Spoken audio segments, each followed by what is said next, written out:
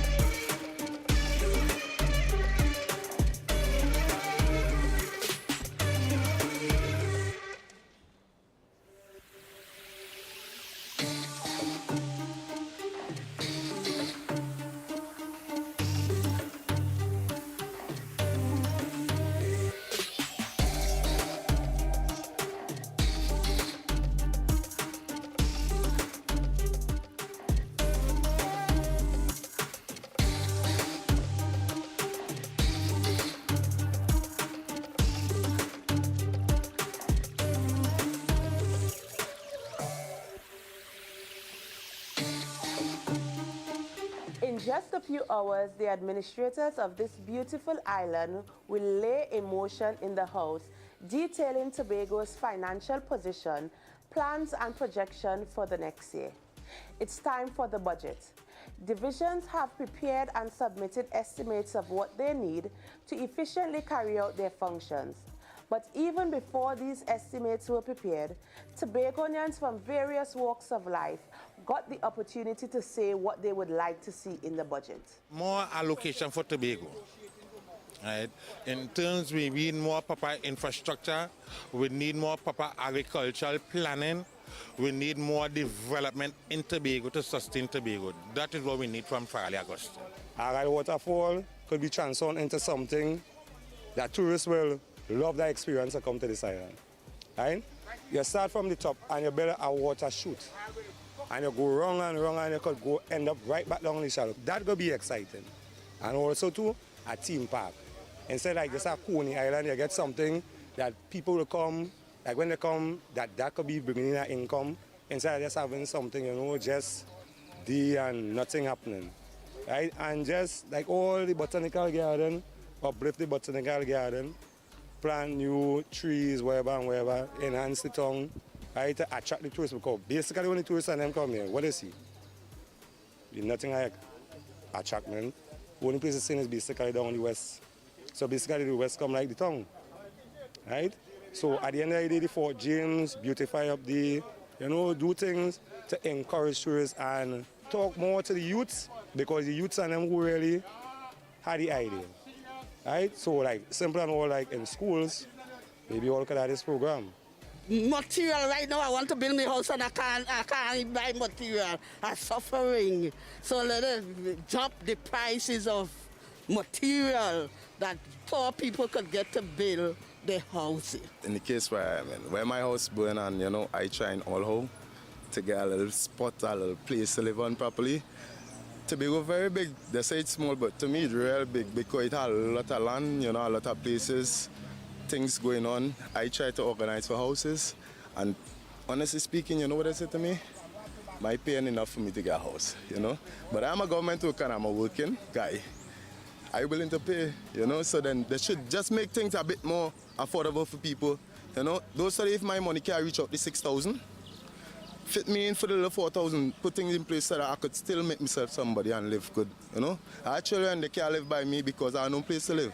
So this will do good for a lot of people. I'm sure when I'm talking not for me alone, a lot of people in the same position. But I would really like to see more value for my money, because I have no value right now. And as I break $100, I wonder where the change gone. And that is minute by minute you're talking about. I am sorry for people who have to feed their children, because thank God I have none to feed. Everything is affecting me right now. To tell you the truth, the prices of gas going up, now flour, everything is up, food prices is up. Oh my gosh, land, nobody can buy land anymore. We need more money, we need increase. We need increase in terms of salaries, because everything is going up and we cannot afford it. So I really hope in the budget tomorrow, I think Farley's a very educated person. I admire him and everything. And I know he will make the right decisions. I'm hoping for the right decisions, the right perspective of the budget to come out. And I hope it will be satisfactory to everybody. Tune in this Thursday at 10 a.m. for the 7th sitting of the 2021 to 2025 session of the Tobago House of Assembly, when the Secretary for Finance, Trade and the Economy, Representative for Palliative Lansome, Speyside, Chief Secretary, the Honorable Farley Chavez Augustine, will lay his first budget in the Tobago House of Assembly. This Thursday, 10 a.m., you can tune in or sit in. Either way, don't miss it.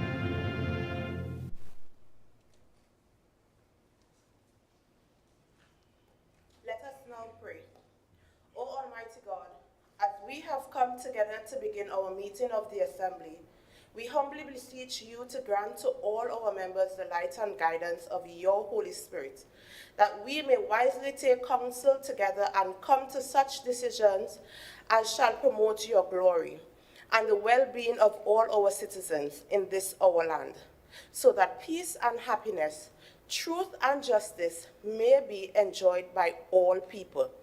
Grant this for the sake of Jesus Christ our Lord. Amen. You may be seated.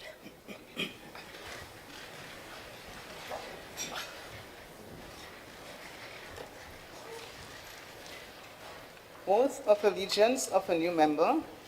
Announcements by the presiding officer. A pleasant good morning to all members, Chief Administrator and administrators, students and other invited guests visiting in the gallery. I warmly welcome each and every one of you here today at the first budget presentation for this Tobago House of Assembly session 2021 to 2025. I am aware that the strangers in the gallery would have received the pamphlets on the do's and don'ts of the chamber, and I would like to urge each and every one of you to please adhere to the information while the sitting is in progress. Thank you. Let's proceed.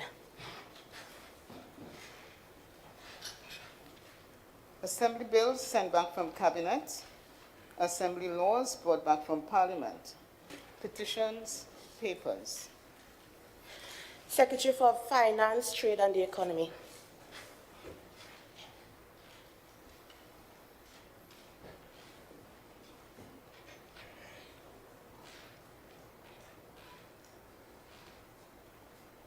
Thank you, Madam Presiding Officer. Madam Presiding Officer, I wish to lay in the House financial statements for the last 3 months.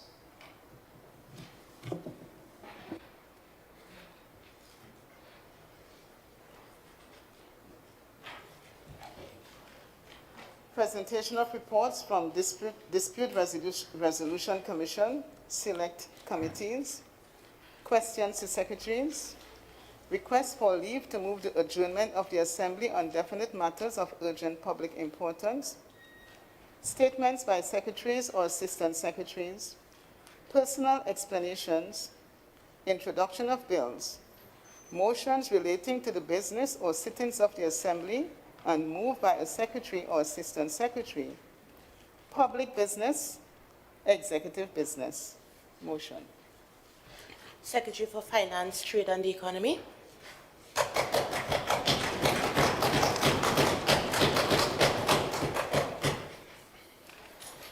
Thank you very much, Madam Presiding Officer.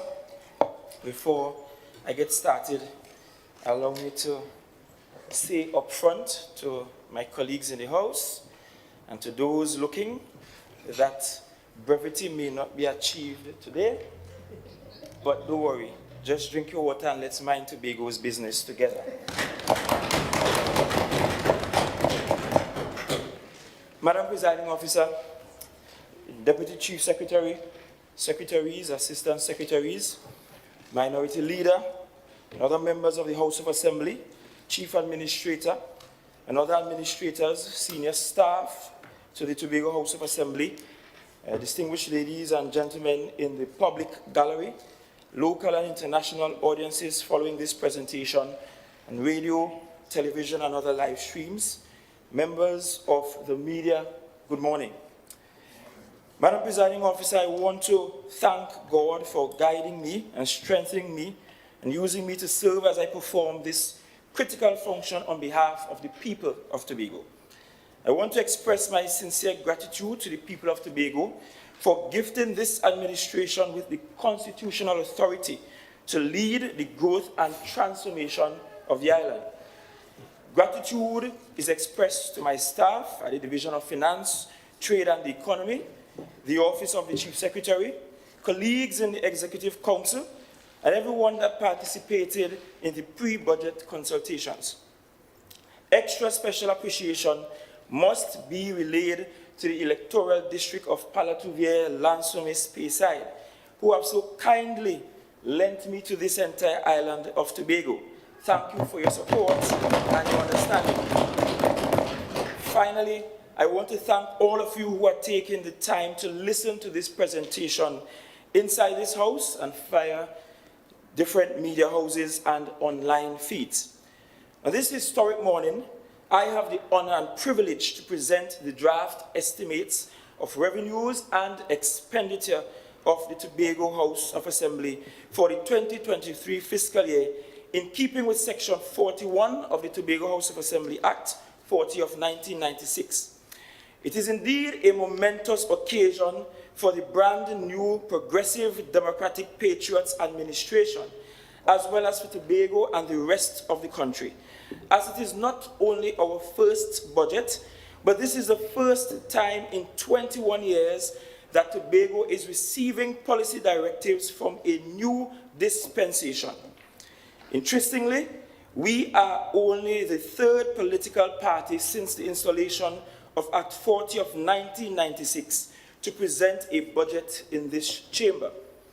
The draft estimates, Madam Presiding Officer, are presented against the backdrop of worldwide gloom and anxiety.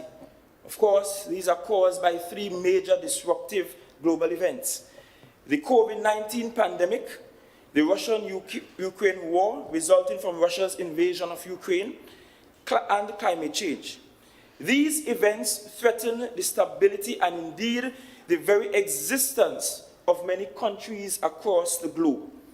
Madam Presiding Officer, it is evident, even from a cursory glance at the current global developments, that the world has entered another of its dangerous periods. Economic recession, growing unemployment, growing world food shortage, high inflation, and a resurgence of the tension associated with the Cold War era are the most obvious manifestations of this period of danger. We therefore cannot proceed on the basis of complacency or in the folkloric mamagism that God is somehow a national of this country who has conferred immunity upon us from the dangers that have already struck, as well as from those developing to strike. Your new PDP administration of Tobago will face the threats with courage, alertness, and planning, as well as with the most progressive agenda ever seen anywhere in this country after genuine collaboration with the people of this island. Madam Presiding Officer, at this point, I want to highlight the significance of today's event. No single document expresses a nation's political and policy priorities more fully than does the annual budget. The budget allocates expenditures to the hundreds of government programs, projects, and identifies the revenues, taxes, non-tax funds, and borrowed funds to pay for these expenditures. More importantly, it expressly presents key policy mandates of a government for the next fiscal year. Accordingly, our budget will present the key policy mandates for the Tobago Island government for the next fiscal year. It is of critical importance to note here, Madam Presiding Officer, that the current constitutional arrangements that established the Twin Island Republic of Trinidad and Tobago have limited, if not denied outright, entitlement of the Tobago government since this colonial arranged marriage to the political and policy powers of the budget due to uncertainties associated with the revenues to be allocated to Tobago by the central government. For instance, Madam Presiding Officer, in May 15, 2022, mid-year budget review, the Minister of Finance increased the national budget by 3.082 billion, but only allocated 60 million or 1.95% to the THA. This does not look like an oversight, but rather a deliberate contradiction to the recommendation of the Dispute Resolution Committee, which was accepted and approved by Parliament in 2000.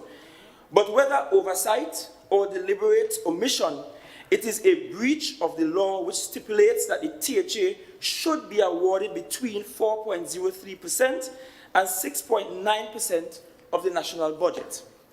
And Madam Presiding Officer, I want here to put the nation on notice that this disregard will not be allowed to continue any longer.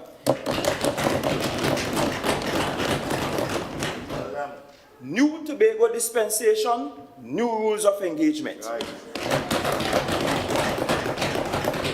Madam Presiding Officer, the budgetary proposals which follow were influenced primarily by a series of stakeholder consultations, submissions from the divisions of the Tobago House of Assembly, ideas from an online platform, a series of virtual consultations, and the PDP mandate. Madam Presiding Officer, in the presentation that follows, I shall endeavor to discuss the fundamental issues, the challenges, and opportunities for development, which, defined in its broadest sense, encompasses not only production and productivity, but the entire socio-economic, constitutional, and institutional ecology of Tobago. Madam Presiding Officer, for the remainder of the presentation, I will proceed as follows. First, I will provide an outlook of the international, regional, and domestic economies. Second, I will identify and discuss policy reactions and actions that must be urgently taken to save lives and livelihoods. Third, I will articulate the long-term socio-economic development framework and the policy agenda for fiscal 2023. Fourth, I will present the budget numbers and the financing options. And finally, I'll provide a conclusion, whenever that is. Madam Presiding Officer, I wish, as I did before, to alert this House and listening audience that today's presentation is less parsimonious than I intended. However, I thought it necessary and important to take the required time to carefully set out the vision, policy agenda, and programs of my administration. Notwithstanding the length, I assure you that the presentation will be dynamic and groundbreaking, as PDP always has. I now examine the outlook for global, regional economies, and then outlook for the national and Tobago economies. Global outlook. Madam Presiding Officer, Tobago's development efforts face significant headwinds emanating from an international economy that is in turmoil. Projections for global growth are now very much dampened by the effects of the Russian invasion of Ukraine. In fact, the most recent projections of both the IMF and the World Bank are about 3.6% in both 2022 and 2023, assuming no further escalation in the Russian-Ukraine conflict or expansion of economic sanctions. According to the IMF, other major economies, the USA, is now projected to grow by 3.7% in 2022, while Canada is projected to grow at 3.9%. Both economies are expected to contract in 2023 as monetary policy tightens to suppress inflation. In the euro area, growth is forecasted at 2.8% on average in 2022 and even lower in 2023. In the United Kingdom, forecasted growth for 2022 is 3.7%, but is expected to fall drastically to 1.2% in 2023. In Asia, China is forecasted to grow at 4.4% in 2022, despite some localized lockdowns in Shanghai and Beijing, but to rise to 5.1% in 2023. India is forecasted to grow to a high of 8.2% in 2022, but will fall to 6.9% in 2023. Madam Presiding Officer, according to the Economy Forecast Agency, The West Texas Intermediate price of oil is forecasted to rise slightly to about $114 US per barrel by December 2022, but is expected to rise even further in 2023. The Henry Hub price of natural gas is expected to rise to $11.35 US per MMBTU by the end of 2022, and should fluctuate between $10 and $12.50 per barrel US in 2023. Overall, this trend is likely to dampen demand for whatever Tobago seeks to export in 2023 and beyond. Associated with this will be growing inflationary pressures. Increases in the cost of fuel and food linked to both the pandemic and the Russian-Ukraine war will lead to higher inflation expectations, and greater demand for wage increases. The major implication is the need for wise investments to grow Tobago's competitive capacity in the face of these challenges, starting in fiscal 2023, if possible. Regional economic outlook. Madam Presiding Officer, a good development strategy for Tobago will target production of goods and services that can be exported to markets of the Caribbean region. So they too must be screened for headwinds and enablers. Economic activity in Latin America and the Caribbean was poised for recovery to pre-pandemic levels, but now faces increasing uncertainties owing to developments at the global level. Real gross domestic product in this region is expected to grow much less than the world average, in the amount of 2.5% for the next 2 years. However, within the Caribbean itself, growth rates are projected to be much higher, at 10.5% and 9.1% in 2022 and 2023, respectively. The challenge within the region is great when consideration is given to the mitigation and adaptation measures required because of climate change and the decarbonization agenda. Every year, weather-related disasters create huge disruptions to production and financial losses within the region, driving down demand for the types of services Tobago can export.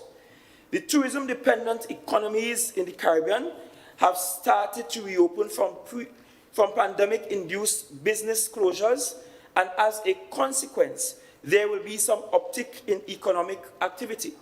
The International Air Transport Association expects overall air travel numbers to rise by 4.0 billion by 2024, slightly exceeding pre-COVID-19 levels. Within the Caribbean region in particular, the figure should be about 82 to 92% of the 2019 numbers between 2023 and 2024. Cruise travel is also expected to rebound after facing disruptions during COVID-19 pandemic. Guyana, our friends in the south, is poised for the largest growth within the region, driven by activity in the petroleum industry. With the lifting of economic sanctions by the USA on Venezuela, the crisis in that country should be greatly reduced, reversing the trend of outward migration and kickstarting their economy. This is a consequence of the Russia-Ukraine conflict and the need to guarantee oil supplies, given that Venezuela possesses one of the largest reserves of oil in the world. The data suggests mixed prospects from growth and development stimulus in the regional economies, again signaling the need for thoughtful investment in fiscal 2023 to boost Tobago's capacity to win markets for its export outputs. The national economic outlook. The outlook for the national economy is of importance to the budget strategy of Tobago, because the Trinidad economy is the source of much of the transfer on which Tobago relies, and much of the inflation the island imports. In this regard, the outlook for the national economy is also mixed. Like other petroleum exporters, Trinidad and Tobago enjoyed relatively high energy prices in 2021-2022, which will continue onto fiscal 2023. On the other hand, the Central Bank of Trinidad and Tobago, in its latest economic bulletin, reported overall reduction in energy sector production in the third quarter of 2021. There was a decline in the natural gas production with the closure of Atlantic Train 1 and the maintenance closure of Atlantic Train 2. Mining and quarrying activity also declined.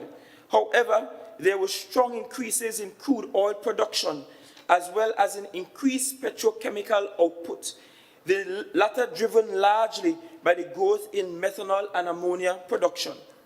For the third quarter of 2021, the non-energy sector also experienced mixed fortunes, with increased activity in the transportation and storage, finance and insurance, and the manufacturing sectors. That, notwithstanding, the manufacturing sector still had about 38% excess capacity, with most of the growth in manufacturing concentrated in food, beverage, and tobacco subsectors. The country's gross official reserves at the end of April 2022 stood at US $6.7 billion, representing about 8 months of import cover. Conditions in the foreign exchange market were quite tight over 2021 in spite of the improvements in energy reserves. Although business activity has slowly restarted, lingering effects of the pandemic are still evident within the labor market. The Central Statistical Office recorded a 6.5% unemployment rate in the first quarter of 2021 as compared to 4.2% 1 year before. In March 2022, the rates of headline and food price inflation nationally were 4.1% and 7.9% respectively, and the core inflation was recorded at 3.2%. In spite of rising global interest rates, the central bank starting in March has kept the repo rate at 3.5% to facilitate the domestic recovery, since inflation rates are still relatively low. Overall, there has been little or no progress with respect to the diversification of the economy in Trinidad away from the energy sector. This points to the continuing need for budget policy in Tobago to be designed to stimulate meaningful development in order to lead the diversification of national exports while creating significant productivity growth to create buffers against imported inflation and to generate foreign exchange. And that brings me to the Tobago economic outlook. Madam Presiding Officer, I now turn my attention to the Tobago economy. The most recent data provided by the Economic Management Research Unit in the Division of Finance, Trade and Economy indicate that Tobago's GDP at constant prices fell by 7% in 2020 relative to 2019 and rose by approximately 4% to an estimated $1.7 billion in 2021 relative to 2020. The positive improvement in 2021 has been largely attributed to the gradual reopening of the island's economy in 2021, as well as increased government spending. Madam Presiding Officer, it's worth noting here, in the last decade, between 2011 and 2021, there were 7 years of declines in GDP to the point where the island's constant price GDP in 2021 was equivalent to that of 2011. This means that the economic pie did not increase. However, modest GDP growth is expected in 2022 and 2023. The data also indicates that the state sector was the largest contributor to Tobago's GDP in 2021, accounting for approximately 48% of the island's GDP. The second largest contributor was the finance, insurance, real estate, and business services sector, accounting for about 28%. The tourism sector was the third largest sector, accounting for about 10%, only 10% of GDP in 2021. Finally, the data suggests that agriculture and manufacturing sectors were relatively small, collectively contributing about 2% to Tobago's GDP in 2021, with agriculture contribution amounting to a mere $18.7 million. Now, read accurately, Tobago's GDP data speak loudly to continued underperformance of the Tobago economy and the urgent need for budgetary allocations to focus heavily on productivity growth, income generation, and the development of competitive export capacity. Thank God PDP win this election.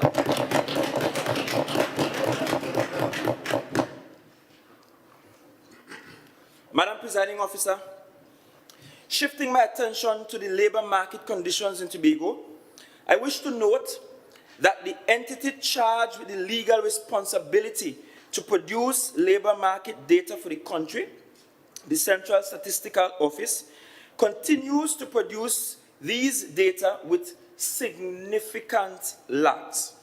The latest labor market data for the country and for Tobago are only available up to the first quarter of 2021. You see why we need our own statistical office?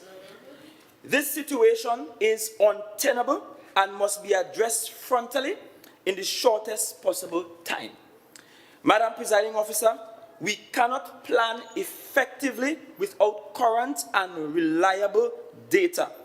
And Madam Presiding Officer, the most recent labor market data suggests that unemployment in Tobago for the first quarter of 2021 was approximately 3%, a figure which is significantly below the national figure of 7%. The share of the labor force employed in the government sector stood about 54%, with the private sector employing about 46%. Comparatively, the share of the national labor force in the government sector stood at 28%, with the private sector employing about 72%. Madam Presiding Officer, the share of the island's labor force with tertiary education as the highest level of attainment stood at 17%. The share with secondary education as the highest level of attainment was recorded as 55%, and the share with primary education as the highest level of attainment was about 28%. The levels of education and skills point to an economy with weak capacity to adjust in a self-reliant way to the competitive challenges of economic development in the national and global market process. Madam Presiding Officer, I now turn my attention to prices and inflation. The data above point to an economy that is virtually defenseless in the face of the threat of inflation imported from the rest of the nation and the world. The most recent data on prices available from the central bank suggests that Tobago recorded headline and food price inflation in March 2022 of 3.9% and 6.3% respectively. Core inflation, which excludes food and energy, was recorded at 3.5%. Given trends in the national and international markets, the forecast is for continued rising inflation in fiscal 2023. Madam Presiding Officer, this signals the need to boost our defense against inflation and protect the population from the falling real standard of living it invariably brings. Now turning my attention to the operations of the THA. Madam Presiding Officer, I wish to highlight the fact that central government transfers to the Assembly have typically been significantly below the amounts requested. On average, on an annual basis, the THA requested 4.8 billion, but received 2.3 billion for the fiscal years 2017 to 2022, which is approximately 47% of its overall budgetary request. Significantly, the fall in recurrent expenditure for the period averaged 36%, while the shortfall in development expenditure was about 84%. Additionally, Madam Presiding Officer, a disproportionate share of the allocation was assigned to recurrent expenditure. Specifically, on average, 88% of the allocation was assigned to recurrent expenditure, with about 12%, on average about $272 million per year, being assigned to the development expenditure for the periods 2017 to 2022. $272 million amounts to an underinvestment in Tobago's development. It cannot finance the launch of serious development programs in Tobago. Urgent steps are needed to address this investment deficit starting in fiscal 2023. Moreover, Madam Presiding Officer, annual revenues collected in Tobago averaged $226.4 million for the period 2015 to 2020, roughly 10% of Tobago's actual allocation from the central government for that period, and 13% of the Tobago's GDP. Madam Presiding Officer, as I indicated to this House, the total liabilities of the Assembly as at December 2021 stood at $738.1 million. In addition to this, there were contingent liabilities in respect of the bond financing, which amounts to $215.8 million payable by 2027. This means that the total liability of the Assembly was in the vicinity of $954 million, which is about 57% of Tobago's estimated GDP for 2021. Overall, the data on liabilities point to the urgent need to grow Tobago's GDP and for an allocation to service these liabilities to avoid an emerging debt crisis. In general, the outlook for Tobago is one populated with challenges, and there are mounting calls for an intensification of the steps towards economic development, which my administration has started. In addition, Madam Presiding Officer, like the outlook for the international, regional, and national economies, the Tobago outlook also signals an urgent need for budget allocations in fiscal 2023 to begin the process of strengthening the diversification and development foundations of the Tobago economy and, by extension, the national economy. In other words, the Tobago economy, if done right, can save the national economy.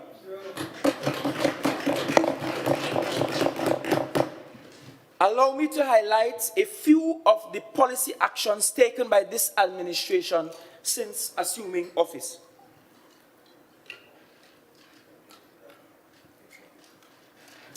Madam Presiding Officer, the data and findings unearthed from our international, regional, and domestic inquiries so far point to the need for the intensification of the basic needs approach my administration instituted since assuming control of the Assembly. Having witnessed and noted the devastating impact of COVID-19 and the attendant disruption of lives and livelihoods on assuming office, Madam Presiding Officer, my administration took the deliberate policy decision to provide for the basic needs of Tobagonians with severe fiscal constraints inherited from our predecessors. Policy decisions were taken in the following areas: health, housing, food, education, debt management, and support for businesses. In health, Madam Presiding Officer, you will recall that when this administration took office in December 2021, our COVID-19 health challenge was at its peak. However, we took immediate action, and through our COVID-19 strategic response, we were able to drastically reduce the number of deaths and hospitalizations. We expanded our capacity to properly store and look after bodies of the casualties of COVID-19, which reduced the pressure on loved ones, families, and friends. We increased the COVID-19 vaccination uptake, Madam Presiding Officer, and most critically, we strengthened our medical care capabilities at the intensive care unit at the Scarborough General Hospital. We established a pure parallel system for COVID-19 patients at the old hospital, thereby reducing patients' exposure. In addition, we improved COVID-19 home care by creating and distributing physiotherapist-led breathing exercises along with improved reporting and communication tools. Madam Presiding Officer, we saved lives.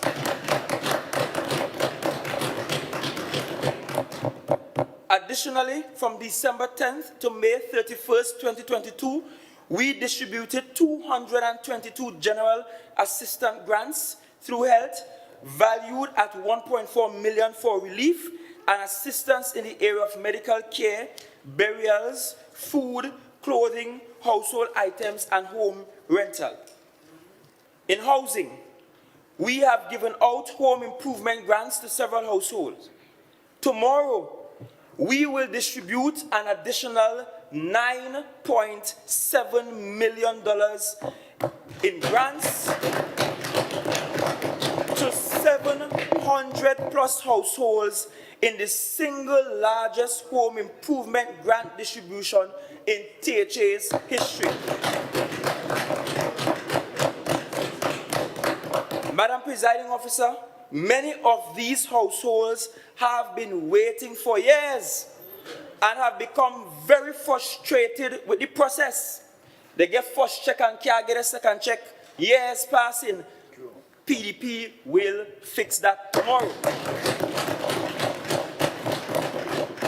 It is for these reasons that the Executive Council took the decision to clear the backlog by making the payments. Since then, the process has been reviewed and a new and cleaner process has been put in place. Our aim is to deliver the much needed support to our most vulnerable in their time of need.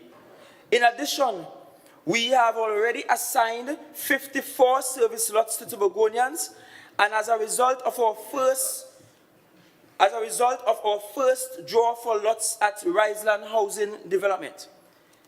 In terms of food and food security, there is a need for a long-term solution to the current global food shortages, and so we have taken the decision to accelerate our capacity and capability to produce alternative flours and to promote household production of fresh vegetables while building out the island's food security and sovereignty systems. As we must have all heard by now, National Flour Mills increased its price of flour by 33% as of yesterday, resulting in a 28% increase for citizens. Madam Presiding Officer, this is even more justification for this strategic decision. The food card program, based on the findings of the 2021 special audit, was transferred from the Division of Finance, Trade and Economy, where it did not belong, to the Division of Health, Wellness and Social Protection, where it belongs. And I assure you, Madam Presiding Officer, that this is one Secretary of Finance that does not have a vault in his office with food cards to give out as he pleases. No Auditor General calling my name. Work is being done with our bankers as we speak to upgrade the program to the e-wallet model. And when completed, the THA will have in the country the single largest e-wallet system for the transferal of funds for social protection. In education, we have reinstated in-person teaching and learning at all our schools. Relatedly, we returned the school feeding and nutrition program to full capacity from the first week of school reopening, providing meals for all students in the program at the preschool, primary, and secondary school levels. In collaboration between the Divisions of Health and Education, we designed and implemented COVID-19 protocols at all our schools. We provided remote learning devices for over 1,000 primary and secondary students. We upgraded our school transportation program in keeping with the new policy that was developed by the Division of Education, Research and Technology. We provided grants to the tune of $1.6 million to maxi taxi owners contracted under the school transportation program to assist them with the required safety upgrades and maintenance. Further, we have already made $21 million available to the Division of Education, Research and Technology to conduct extensive school repairs during the 2022 July-August vacation. I am advised that this is the single largest July-August school repair program that the THA will be having in its history. This is well justified as the plants were closed for 2 years. In terms of debt management, to ascertain the correctness of the debts inherited, I commissioned a forensic audit in the programs associated with those liabilities. The audit should be completed by September 2022, much later than we hoped for, but that deadline is necessary to facilitate the volume of work. And in the interest of transparency and open government, the findings will be made public. And where the evidence points to infractions of the law, the culprits will be prosecuted. Notwithstanding, I have given a public commitment to provide compensation in small parts for the works completed in these projects. We understand that many contractors, unfortunately, got tied up by the wrongdoings of the past administration. Sure. But our legal team and auditors have advised that we can only provide small payments at this time so as to not jeopardize the outcomes. As an immediate response to these inherited fiscal constraints, I established a debt management committee in the Division of Finance, Trade and Economy. This committee has been gathering information on coefficient and implementable modalities and has submitted an interim report which is being actioned. Madam Presiding Officer, our goal is to manage the liquidation of these liabilities without compromising or upending our current and future development agenda for the island. Support for businesses. In recognition of the lethal damage COVID-19 has inflicted on the Tobago business community, I commissioned the Economic Management and Research Unit in the Division of Finance, Trade and Economy to conduct a study on the impact of the pandemic on businesses in Tobago and to identify practical, implementable, and affordable solutions as to how the Assembly could further assist towards further assist towards ensuring the indigenous business community. Madam Presiding Officer, the preliminary results from the study indicate that during the COVID-19 pandemic, some 40% of our businesses experienced challenges meeting their payrolls, and some 37% their obligations to financial institutions, occasioned by reductions in sales up to 89%, shortage of cash flow up to 63%, and disruption in the supply of raw materials or inputs up to 35%. Madam Presiding Officer, these challenges have been identified as the major threats to the Tobago business community. As Chief Secretary and Secretary with direct responsibility for the development and management of the Tobago economy, I have been having extensive discussions with some of the leading banks and non-bank financial institutions with the aim of mitigating the harmful effects the pandemic has had and continues to have on businesses on the island. At the same time, the Division of Financial and Economy is in direct discussion with some commercial banks with the aim of co-creating a Tobago-specific cash flow solution. We are currently, meaning at this very moment, preparing a THA-backed $60 million liquidity facility to facilitate the island's business sector to recover from the adverse effects of the pandemic, along with practical and affordable ways of increasing the volume of domestic, regional, and international visitors to the island.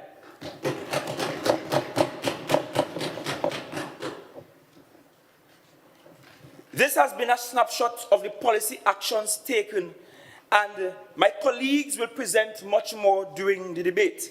I will not set out in detail my administration's policy agenda for fiscal 2023. I have said repeatedly in many places that the aim, or more aptly, ambition of my administration is to make Tobago the greatest little island on the planet.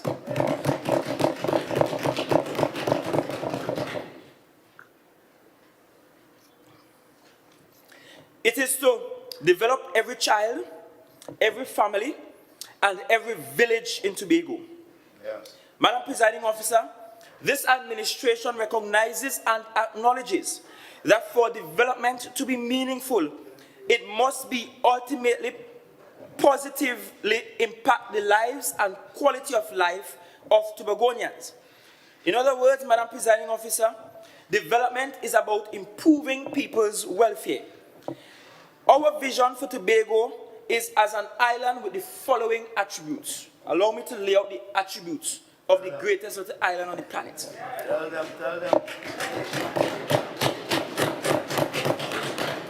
Number one, Madam Presiding Officer, a per capita income and standard of living that surpass those of other small island states. Number two, a highly educated and innovative population. Number three, a technologically driven, innovative, productive, resilient, and competitive economy.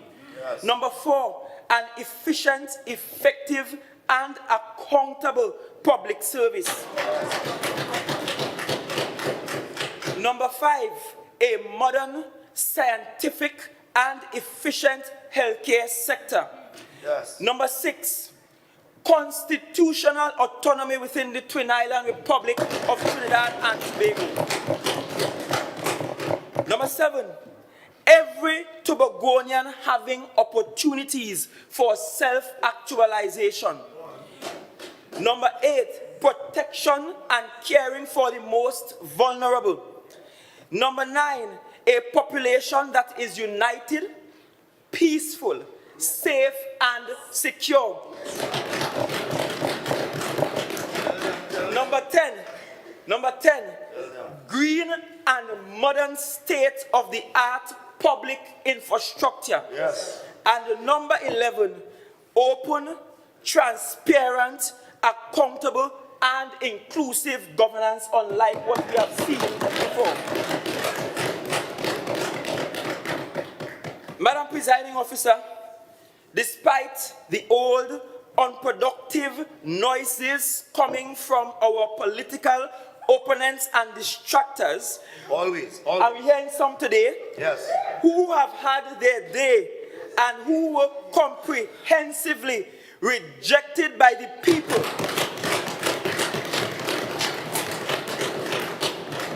My team and I will continue to chart and implement a progressive, innovative, and people-friendly course. Yes. In keeping with our vision for Tobago, Madam Presiding Officer, the budget statement for fiscal 2023, the first installment of the longer-term development goal of making Tobago the greatest little island on the planet, is themed towards a smarter, greener, more autonomous Tobago. And just in case you were just closing your fridge door, close it properly. Repeat. Sip your water.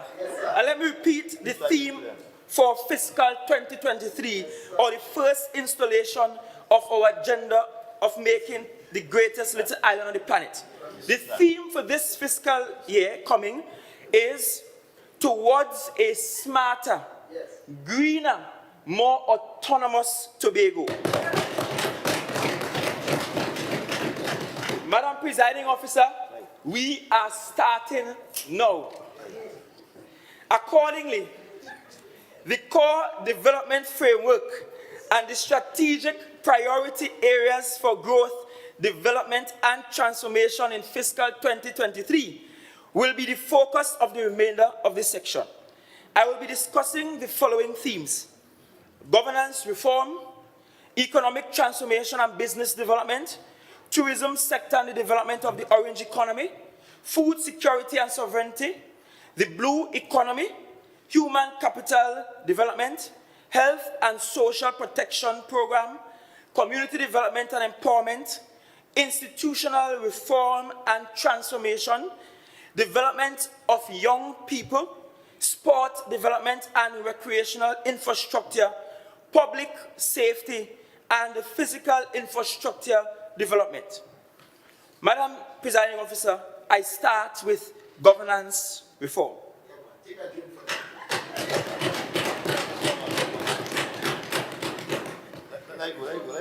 Let go. Madam Presiding Officer, good governance is undoubtedly the linchpin that holds a society together and determines the successful outcomes of its development efforts. In Tobago's case, one element of good governance is autonomy. That is, the right of Tobagonians to determine their social, economic, and political destiny. After nearly 60 years of independence and almost 42 years of the modern-day Tobago House of Assembly, it remains an irrefutable fact that the current constitutional and legislative arrangements that establish the government of Tobago and the government of Trinidad and Tobago deny us our autonomy.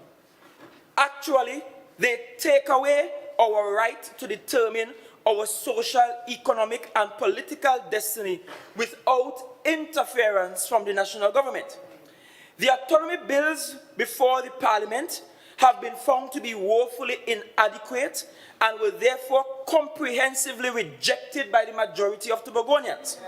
Notably, there has been no legislative action on this critical issue for nearly a year now.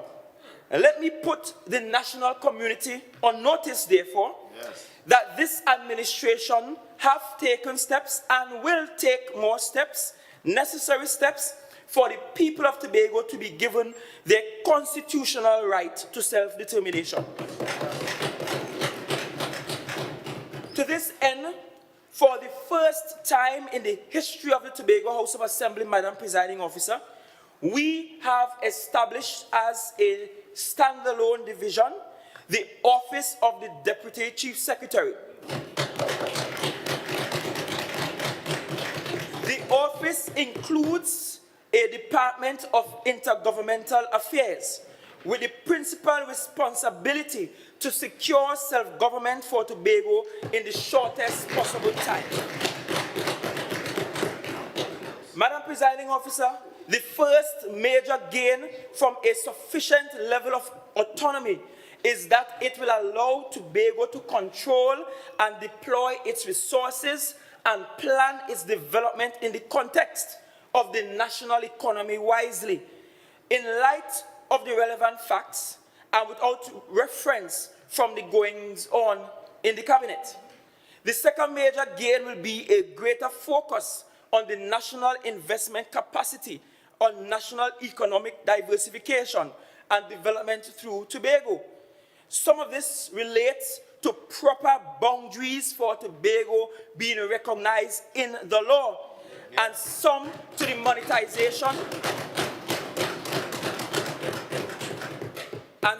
monetization of the oil and gas located in the seas around Tobago. Yes. This new THA administration has resolved to purposefully pursue legislative and regulatory changes towards a fair share revenue agreement associated with greater autonomy for the island.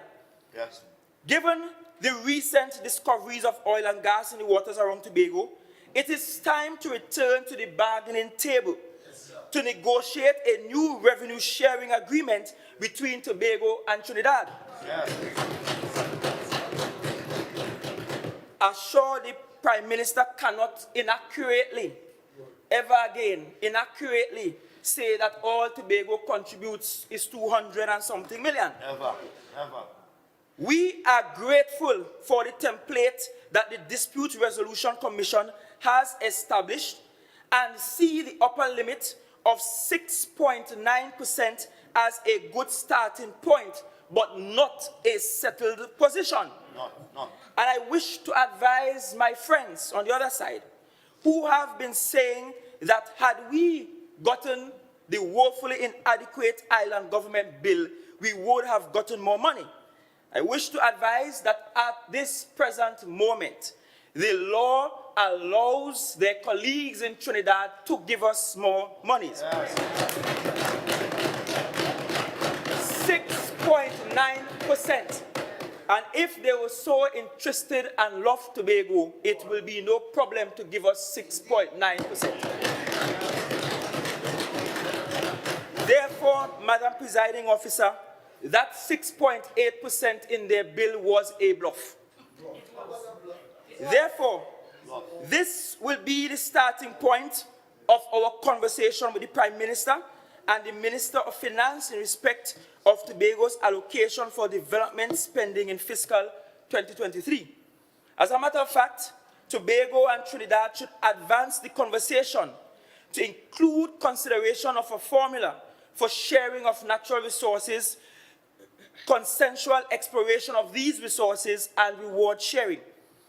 As part of the development of the Office of the Deputy Chief Secretary and this bold new push for greater autonomy, this division will negotiate our just dues through an energy bureau, and it will simultaneously rally the support of our large, intelligent, powerful, and influential diaspora living in Trinidad and elsewhere around the world.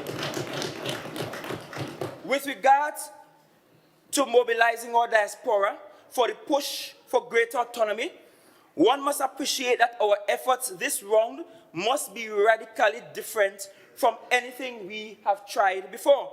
Yes. Tobagonians are frankly tired of the repetitive cycle of first, consultations in Tobago, second, ensuing public debates with the same leading voices, yes. Third, a proposed bill, and then fourth, rejection by the National Parliament.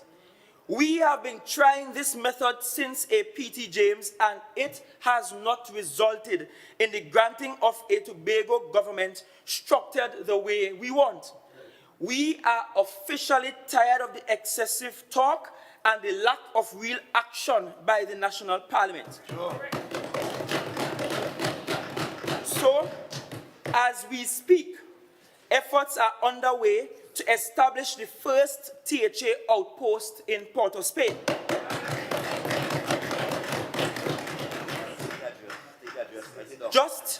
Just as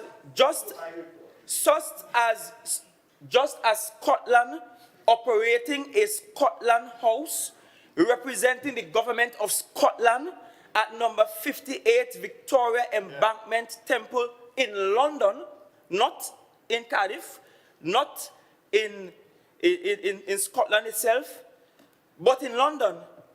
I wish to announce in this house that there will be a Tobago house located on Pembroke Street, Port of Spain.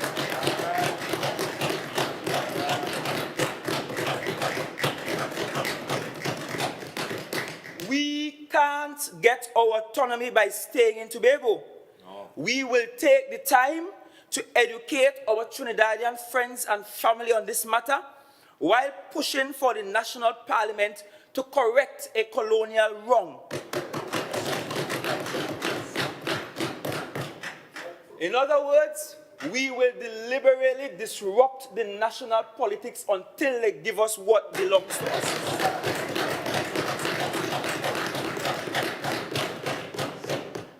Madam Presiding Officer, I now look at strategies for economic transformation and business development. Our strategies for economic transformation and business development are built on productivity growth, support for innovation, mobilization of foreign direct investment, diaspora engagement, and support for businesses. Yes. Madam Presiding Officer, permit me to describe the Tobago economy as service-led, tourism-driven, and government-powered, with productivity challenges that we must frontally engage.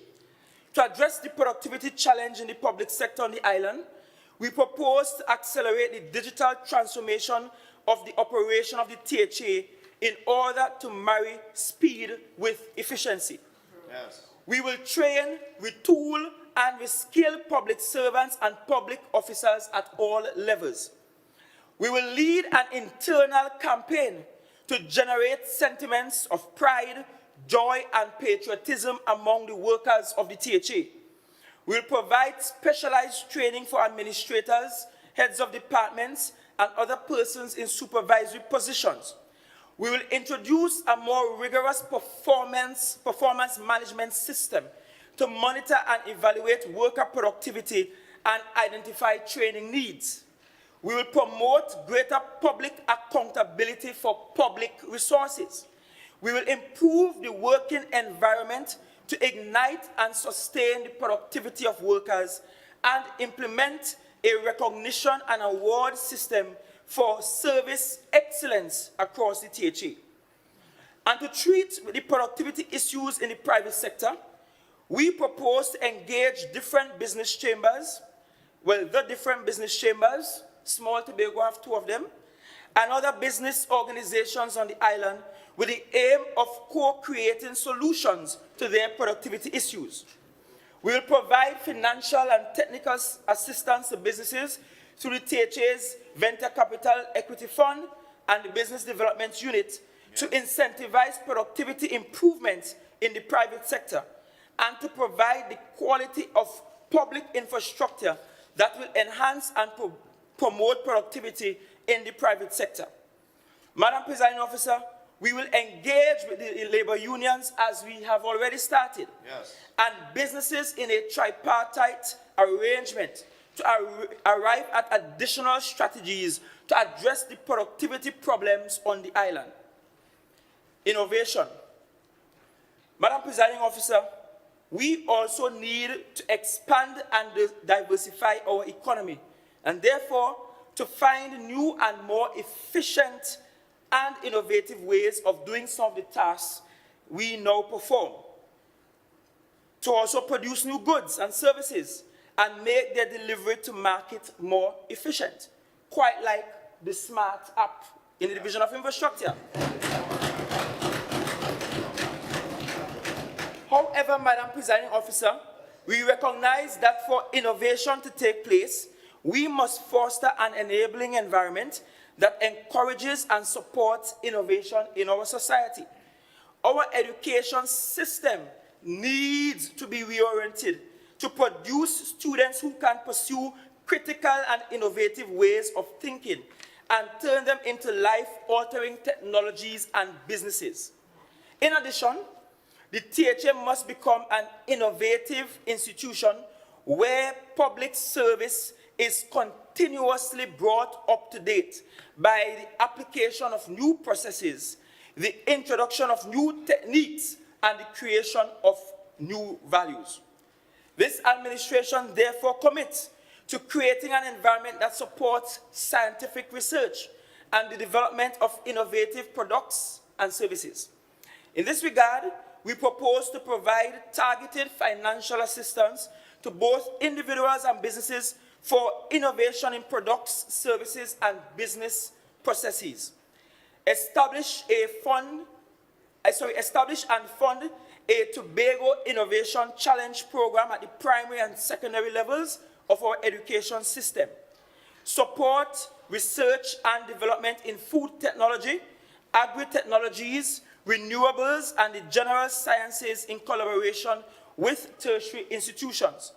Develop the Tobago Strategic Policy Framework to guide the development and promotion of innovation, and support the commercialization of innovative ideas and technologies, and protect their intellectual property rights. Sure. Foreign direct investment policy and diaspora engagement. Madam Presiding Officer, we are mindful of the fact that to fuel our economic transformation, we need to significantly address the financial constraints affecting the Assembly. We also recognize that to drive our development in any meaningful way, we must mobilize our resources, beyond our budgetary allocation and our domestic resources. Sure. In this regard, we believe foreign direct investment can be a significant catalyst to drive Tobago's economic development. Over the last 20 years, Tobago has not done well in attracting foreign direct investment. Accordingly, this administration will work to reduce or eliminate some of the legal as well as institutional constraints that negatively impact Tobago's attractiveness to foreign direct investors. In this regard, over the next fiscal year, the THA will move aggressively to stimulate FDI inflows by 1. Developing a comprehensive investment policy that addresses the key constraints to doing business in Tobago. 2. Lobbying the Cabinet to amend the Foreign Investment Act and to review and promote the fiscal incentives that are currently offered to investors in Tobago. This is critical to ensure the country's economic diversification efforts. 3. Having the current land licensing regime removed. Yes. It is inimical to Tobago's autonomy efforts to have some ministers sitting in an office in Port of Spain without a clue about Tobago's needs, cultural nuances, and spatial issues, but down there deciding who can invest and where they can invest. Only a PNM-THA could have so carelessly given away Tobago's economic independence.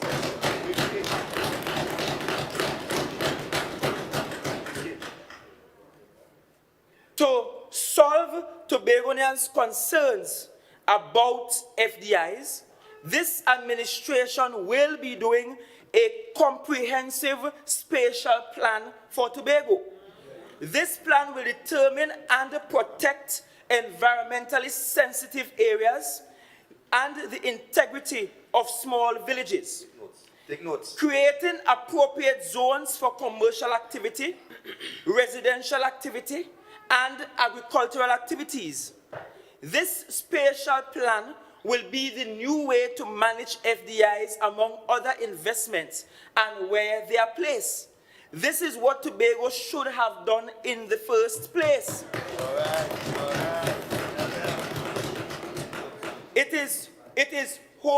It is wholly undemocratic and can potentially lead to corruption to have 1 or 2 public officers deciding for an entire island where FDIs should go. Precisely. The spatial plan, the comprehensive spatial plan, will determine where they will go. Yes. Streamlining the processes and procedures for foreign investors for ease of understanding of the requirements for investing in the Tobago space is now a necessity. Already, foreigners and trainees are commending us on our decision to abolish forthwith the archaic dress code policy. Even some central government services in Tobago have adopted the policy, namely Registrar General's Office and licensing. Yes. Meanwhile, Madam Presiding Officers, yachties in Trinidad are complaining that they are required to come ashore in the dinghy, dressed in long pants and shoes, and sleeves on their shirt in order to access services of customs and excise and immigration. Tobago is leading the way.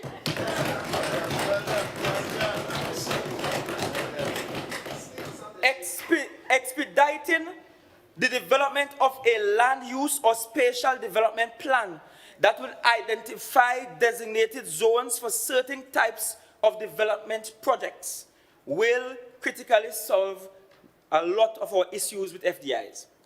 Lobbying the cabinet, we will also be lobbying the cabinet to use the Trinidad and Tobago embassies, high commissions, and consulates abroad to facilitate investment.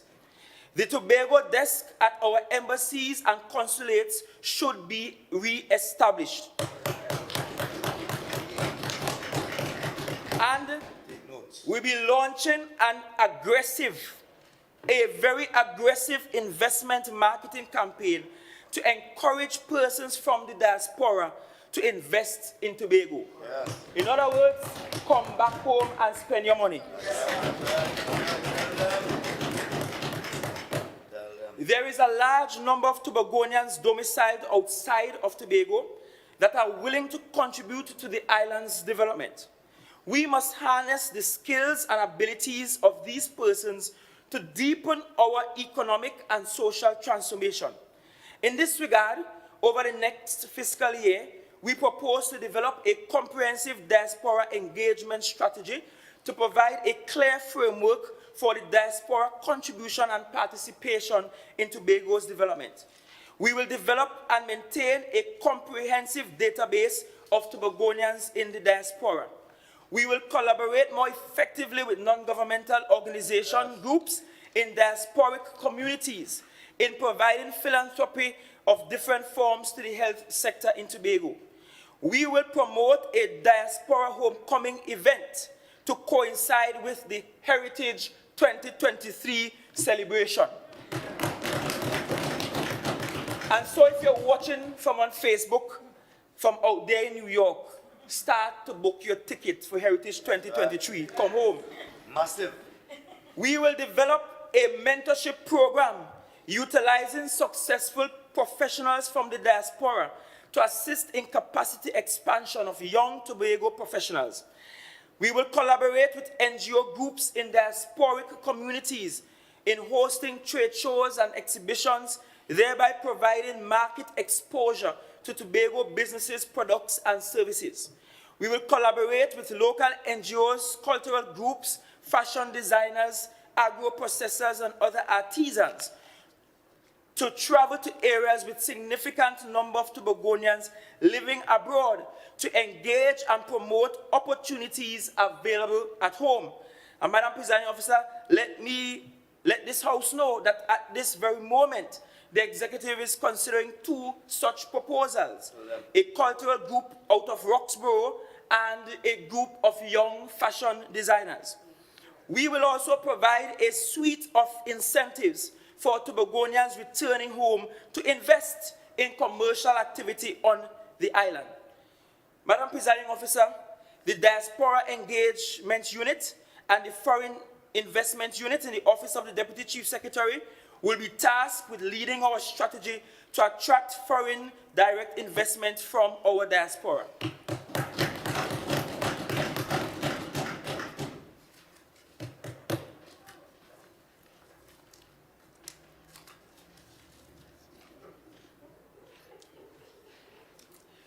Madam Presiding Officer, THA support for businesses. Today is really a good day to be alive in Tobago. THA support for businesses. Madam Presiding Officer, the development of an indigenous private business sector in Tobago is another critical pillar in our strategy for economic development and transformation. Over the past 20 years, the THA established a number of programs and initiatives to provide financial technical support and technical support designed to boost business development on the island. However, these programs have not succeeded in developing the private sector in the island to encouraging levels. Under the Enterprise Assistance Grant Programs, 2,571 grants with a value of 32.7 million were dispersed since its inception in 2011. Adjacently, under the Enterprise Assistance Fund that was established in 2004, a total of 275 loans valued at 26.5 million have been issued to date. Madam Presiding Officer, this loan portfolio is plagued with a very high and troubling rate of delinquency of 32%. This does not speak well for the management and overall sustainability of the fund. In fact, this speaks of a reckless management of state resources and the sometimes dangerous intersection of politics and business. Similarly, under the Venture Capital Equity Fund program, which commenced in 2011, a total equity investment of 13.5 million has been made in 5 investee companies, 80% of which are currently experiencing severe financial hardships. And I must hasten to add that the financial hardships of these businesses started sometime ahead of the pandemic. So COVID didn't cause that. Madam Presiding Officer, as the Secretary with responsibility for these boards, I have given the boards the mandate to reorganize and repurpose them to improve efficiency and their overall levels of effectiveness. There will be policy changes, especially within the Business Development Unit. For starters, the unit will be required to now consider providing grants and or loans for the purchase of stock or raw materials. SMEs will also now be empowered to use the funding to purchase equipment and or stock internationally. Additionally, the BDU will be required to consider grants and loans for the creative sectors. So now our local filmmakers, musicians, performing and visual artists can look forward to investments in their craft. There is still a need, Madam Presiding Officer, for us to find innovative and creative ways of mobilizing larger volumes of cost-efficient investment capital to fund economic and business development projects on the island. It is against this backdrop that my administration is seriously pursuing the establishment of an economic development financing mechanism along the lines of a Tobago Development Bank. I am pleased to announce that discussions have been held with officials of the Caribbean Development Bank and the Central Bank of Trinidad and Tobago about the establishment of a Tobago Development Bank. The officials of both entities expressly stated their support for the idea and have committed to providing technical support for the design of the governance and operational aspects. The CDB has also expressed its willingness to fund the preparation of a detailed concept note to initiate the process. Madam Presiding Officer, we envisage a Tobago Development Bank will perform the following functions among others. Yes. Mobilization of investment capital to fund the economic expansion and development programs and projects of the Assembly. Provision of banking and financial intermediary services to financial entities indigenous to Tobago, such as credit unions. Provision of low-cost education loans to Tobagonians. Serving as the banker of the Assembly. Yes. Provision of land banking services to Tobagonians and subsuming all the existing THA business financing and development programs in its operations.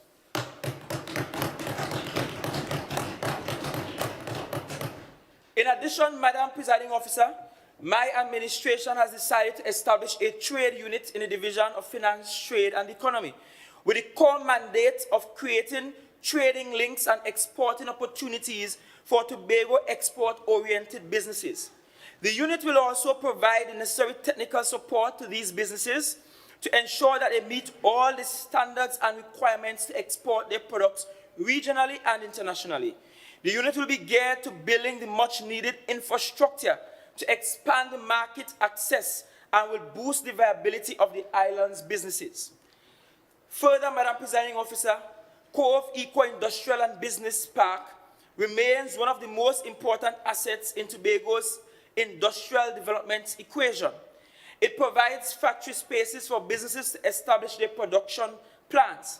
It also provides long-term land leases to businesses that prefer to construct their own factory spaces to meet certain production requirements that are not available in the built spaces. Currently, there are 14 tenants operating production plants at the business park. The business park is operated and managed by EID-COT, Eco-Industrial Development Company of Tobago. Madam Presiding Officer, the new board of directors of EID-COT has been mandated to immediately conduct an evaluation of the company's business model that specifically looks at its processes, systems, and human resources. In addition, my administration is actively pursuing the development of EID-COT becoming Tobago's premier project and management entity, which will manage all the major development projects of the Assembly. This is intended to create a circular flow of finance among the entities of the Assembly and reduce financial outflows. Madam Presiding Officer, the Stolly Park Quarry is pregnant with significant revenue earning potential, notwithstanding the failure of the last administration to birth these possibilities. But I believe the Division of Infrastructure has a midwife in charge now that will birth these possibilities.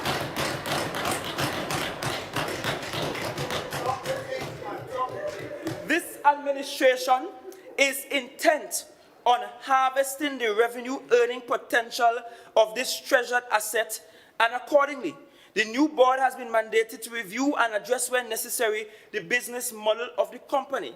It has also been mandated to explore the possibility of diversifying the product offering towards new value-added products such as stone tiles, sandpaper, and to explore new export markets.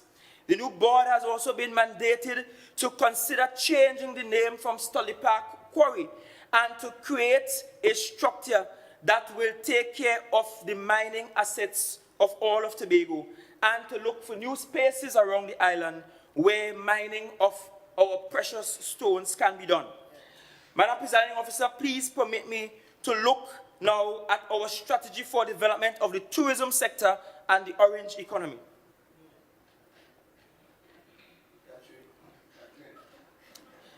Madam Presiding Officer, tourism is an important sector in Tobago's economic landscape, and for the short to medium term, it is expected to continue to play that role. Madam Presiding Officer, our borders have now been reopened. We are learning to live with COVID-19 and actively preparing to for the resumed inflow of visitors. We must rebuild our tourism sector and regain lost momentum. Therefore, in fiscal 2023, this administration intends to make the required investments in order to take specific steps to begin unlocking and deploying the underutilized development potential of the tourism sector. However, as you are well aware, Madam Presiding Officer, we do not have sufficient high-end rooms to sustain an economically viable tourism industry. That we agree with. The preliminary estimates suggest that we need at least 5,000 high-end rooms to build a viable tourism sector in Tobago. That does not necessarily mean sandals. Currently, the shortfall is about 2,500 rooms. Madam Presiding Officer, I am happy to announce that we have had preliminary discussions with two major investors. Yes. Collectively, these two investors will result in the direct injection of approximately 1.5 billion in the Tobago economy, should they materialize. Both investments are likely to add about 850 rooms in the next 3 years. One of these investments relates to the tricky Rocky Point Hotel development. This project started in the most troubling manner, but we are attempting to responsibly manage this project in the interest of all Tobagonians. When we got into office, the developers reached out and indicated that they had not had a formal conversation with the THA prior. It is unbelievable that a tourism-related project, a fifth scheduled item of that magnitude, was planned for Tobago without Tobago's leadership input. I mean, they plan it, and the Chief Secretary just sit down like a mumu and clap. Wow. After learning of these developments, we did the responsible thing and invited the principals to Tobago to tour the land and to meet with the stakeholders. It is the expressed intention of my administration to monitor and work closely with the developers to ensure that all the concerns that were raised are addressed to the satisfaction of all stakeholders. We are at this moment awaiting final designs and plans commensurate with those concerns. All things being equal, Madam Presiding Officer, indications are that during the construction phase, these two investments will provide approximately 1,050 jobs for young Tobagonians and approximately 425 full-time jobs upon commissioning and full operation. Madam Presiding Officer, we are exploring and evaluating a development model where the value of concessions and the land provided to any developer are exchanged for shares or equity in a holding company. This is a model we intend to pursue, where development projects in Tobago require concessions from the THA. As it relates to the troubling Mantle Lodge and Sanctuary Resort, it's only troubling projects they had, but as it relates to the troubling Mantle Lodge and Sanctuary Resort, this administration is actively pursuing the divestment option in relation to these properties, which were purchased by our predecessors in 2014 for $32 million, and which continue to attract millions of dollars in expenditure annually. Further, Madam Presiding Officer, this administration will establish a tourism cross-sectoral committee. The committee will provide guidance and take action on matters impacting tourism development, which are outside of the direct purview of the Division of Tourism, Culture, Antiquities and Transportation and its supporting companies. It is my understanding that a similar committee was operational several years ago. This initiative is rooted in the recognition of the gaps in addressing several issues which impact tourism, not the least of which are our visitor safety. Beautification of downtown Scarborough and open spaces, management of sites and attractions, service delivery across the industry, air and seaport facilities, health protocols, and other cross-sectoral issues. Madam Presiding Officer, other initiatives we intend to undertake will include, but not be limited to, the following: an aggressive strategic marketing campaign aimed at revitalizing the domestic and international arrivals, strategic partnership with tourism stakeholders in pursuit of several green initiatives that will make Tobago the ideal green, sustainable, hospitable, relaxing, warm, and therapeutic place for vacationers, upgrade of existing public and community awareness initiatives that highlight economic opportunities for residents, the provision of financial and technical resources through the Tobago Tourism Agency to enable the adaptation of digital technologies such as websites, booking engines, and property management systems integrated with channel managers to improve business processes, and the provision of financial and technical assistance to assist businesses to undertake appropriate organizational changes and the transformation of business activities, processes, and competencies models. Madam Presiding Officer, as previously mentioned, Tobago is service-driven and tourism-led. For an economy such as ours to be buoyant, it will require predictable, sufficient, and reliant air and sea transport. At my last check last night, Madam Presiding Officer, the paltry offerings by Caribbean Airlines of 12 flights daily are sold out till after Tobago Carnival in October and even beyond. And while this is so, hotel and guest house capacity remains at max 50% bookings. The excuse I was given is that it is costly to keep the A&R Robinson Airport open till the usual 1:30 a.m. in the morning. In other words, it is too costly to keep the Tobago Airport open till 1:30 a.m.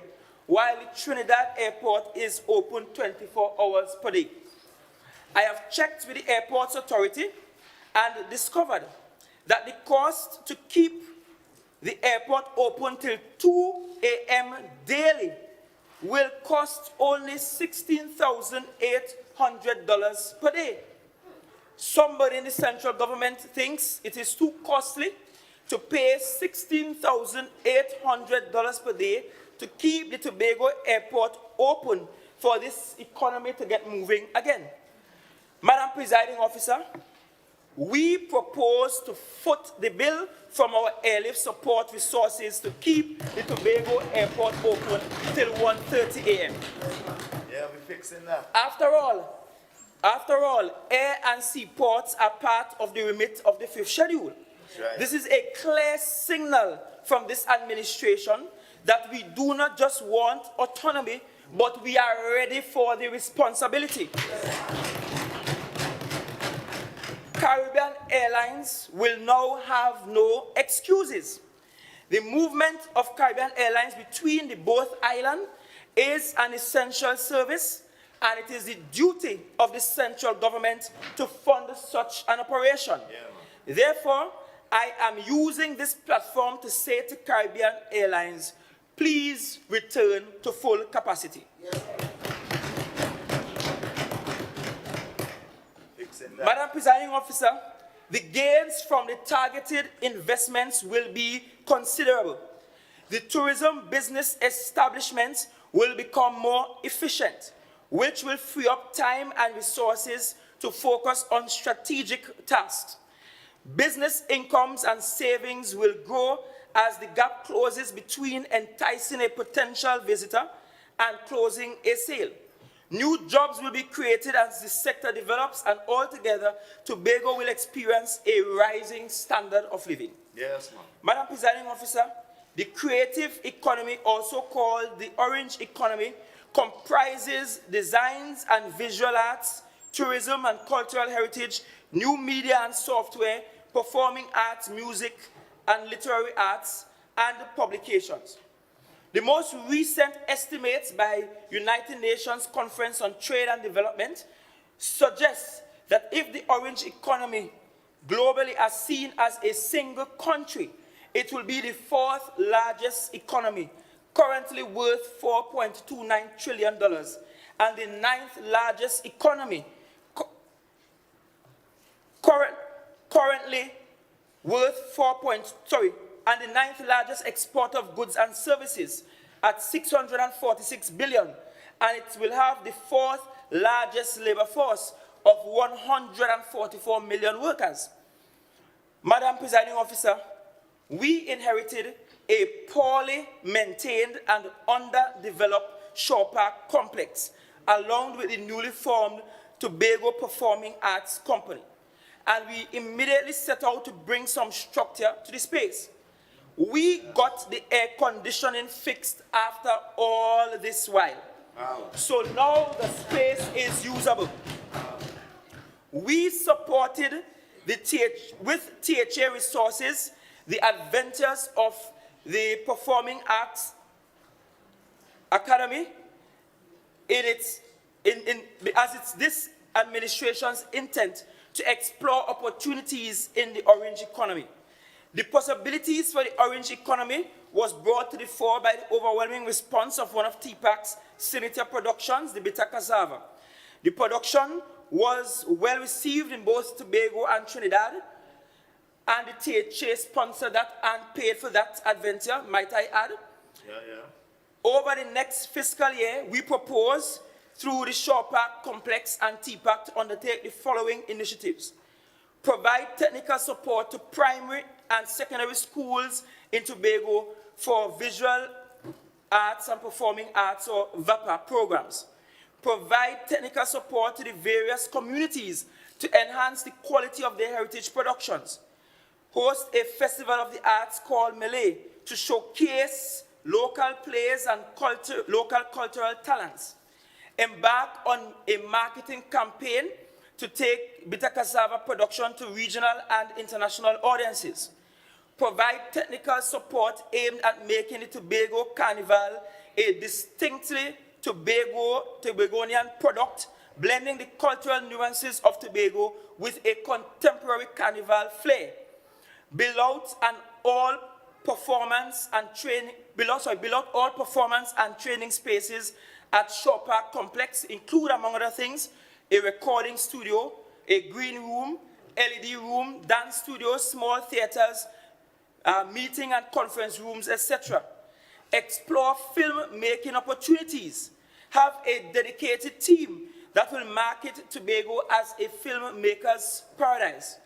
Create documentaries, soaps, sitcoms, children content, public education content, and creative advertisements for the promotion of Tobago, among others.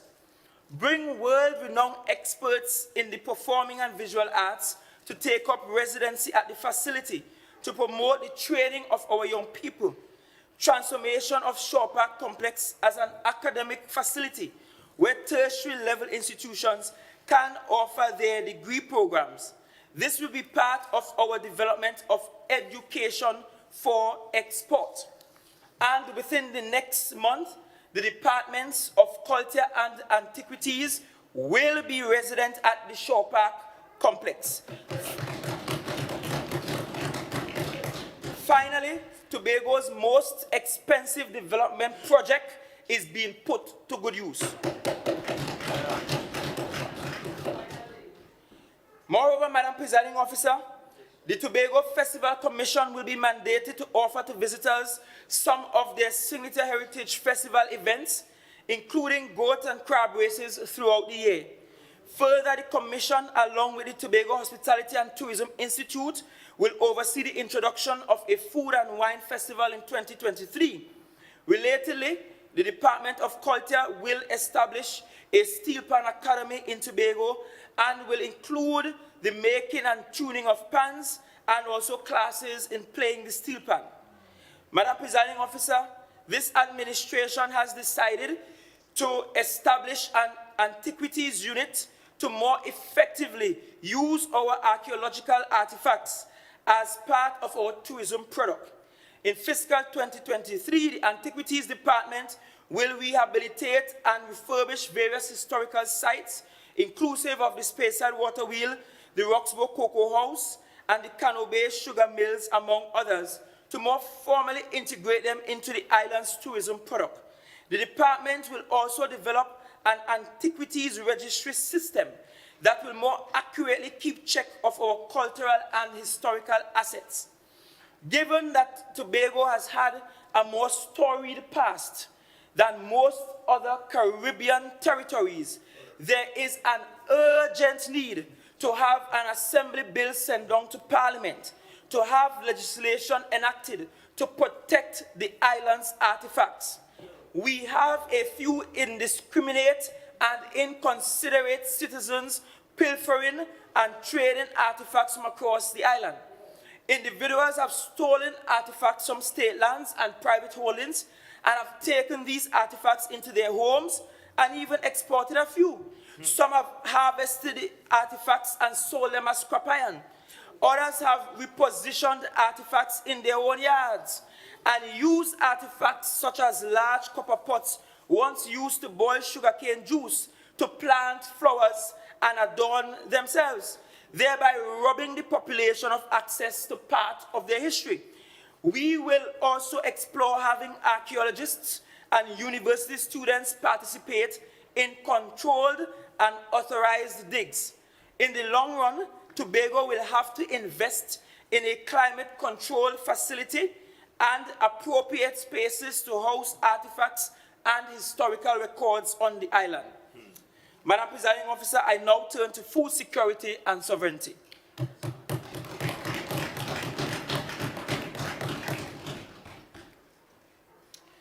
The state of the agricultural sector and food security in Tobago are untenable.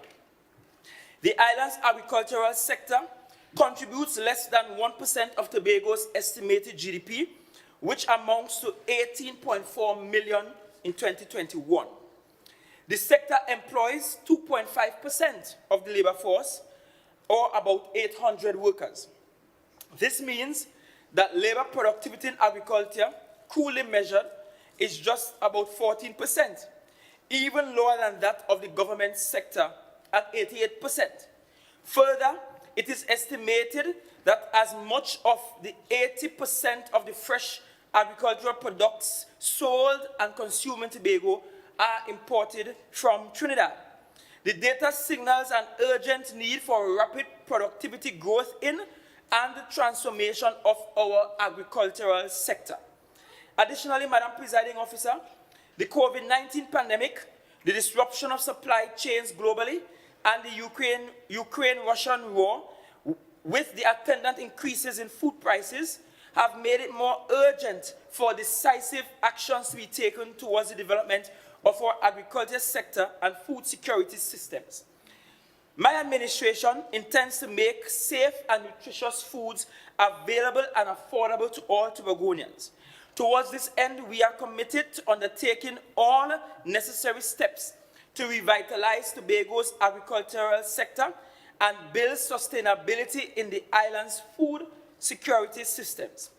The Division of Food Security, Natural Resources, the Environment and Sustainable Development is committed to addressing the delays in tractor pool services to farmers. A committee has been established to review the operational efficiency of the tractor pool service. In cases where the demands for land preparation services exceed tractor pool's ability to deliver these services, the division will outsource to private tractor operators to help the situation. We intend, Madam Presiding Officer, to get more young people involved in agriculture through the strengthening of 4-H clubs as well as apprenticeship programs. The Kendall Farm School will be upgraded to the Tobago Agriculture Research Institute, or TARI, which will deliver a Tobago Youth in Agriculture training program. The strategic objective is to establish an institution for continuous training and development of farmers and a cadre of skilled young agri-entrepreneurs to drive the sustainable development of the sector.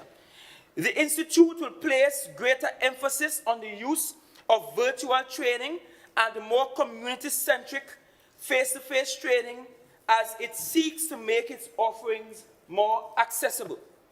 Madam Presiding Officer, in addition to the aforementioned initiatives, TARI will also utilize existing infrastructure at Hope Farm, Goldsboro, and other sites across Tobago to link research training and practice geared towards stimulating growth and productivity in the agriculture sector through the deployment of climate-smart agricultural technologies. The rollout of TARI will be spearheaded by the Departments of Agriculture and Fisheries in collaboration with the Tobago Agribusiness Development Company. Work on the establishment of TARI will commence in fiscal 2023. Madam Presiding Officer, TATCO has been mandated to lead and ensure the sustainable growth and development of agri-business on the island. TATCO will repurpose the Shore Park temporary market into a day-night market where farmers, agro-processors, food vendors, artisans, and craftsmen will be able to sell their products. Madam Presiding Officer, the THA will strengthen ongoing collaboration with the Food and Agriculture Organization and the Inter-American Institute for Cooperation on Agriculture towards enhancing the school nutrition program through greater infusion of local agricultural produce in the meal offerings. This initiative is intended to provide a guaranteed market for locally produced agricultural products to be consumed in the school nutrition program. We also intend to foster greater synergies between the agriculture sector and the tourism sector through festivals such as Yam Festival, Blue Food Festival, the Breadfruit Festival, Mango Festival, and the Cocoa at the Lower Estate. Another aspect of the agro-tourism initiative will be the revitalization of the cocoa industry, especially with its valued history and culture. Madam Presiding Officer, to support the research and technical agenda of the sector, various databases are being digitized to make the collection and sharing of data more efficient. The Research and Development of Information Systems project has been launched by the division. Data enumerators have been employed to start collecting agricultural data from the various agricultural districts. Madam Presiding Officer, we propose to increase production and productivity in the agriculture sector by making agricultural lands accessible and available for farming through an enhanced road infrastructure development program, one that is not fraught with corruption. We will be establishing at least 2 highly specialized mega farms of no less than 100 acres each. We'll be introducing, promoting and deploying appropriate farming technologies and providing financial and technical assistance to incentivize agricultural production and agro-processing in Tobago. Madam Presiding Officer, I now turn to the blue economy.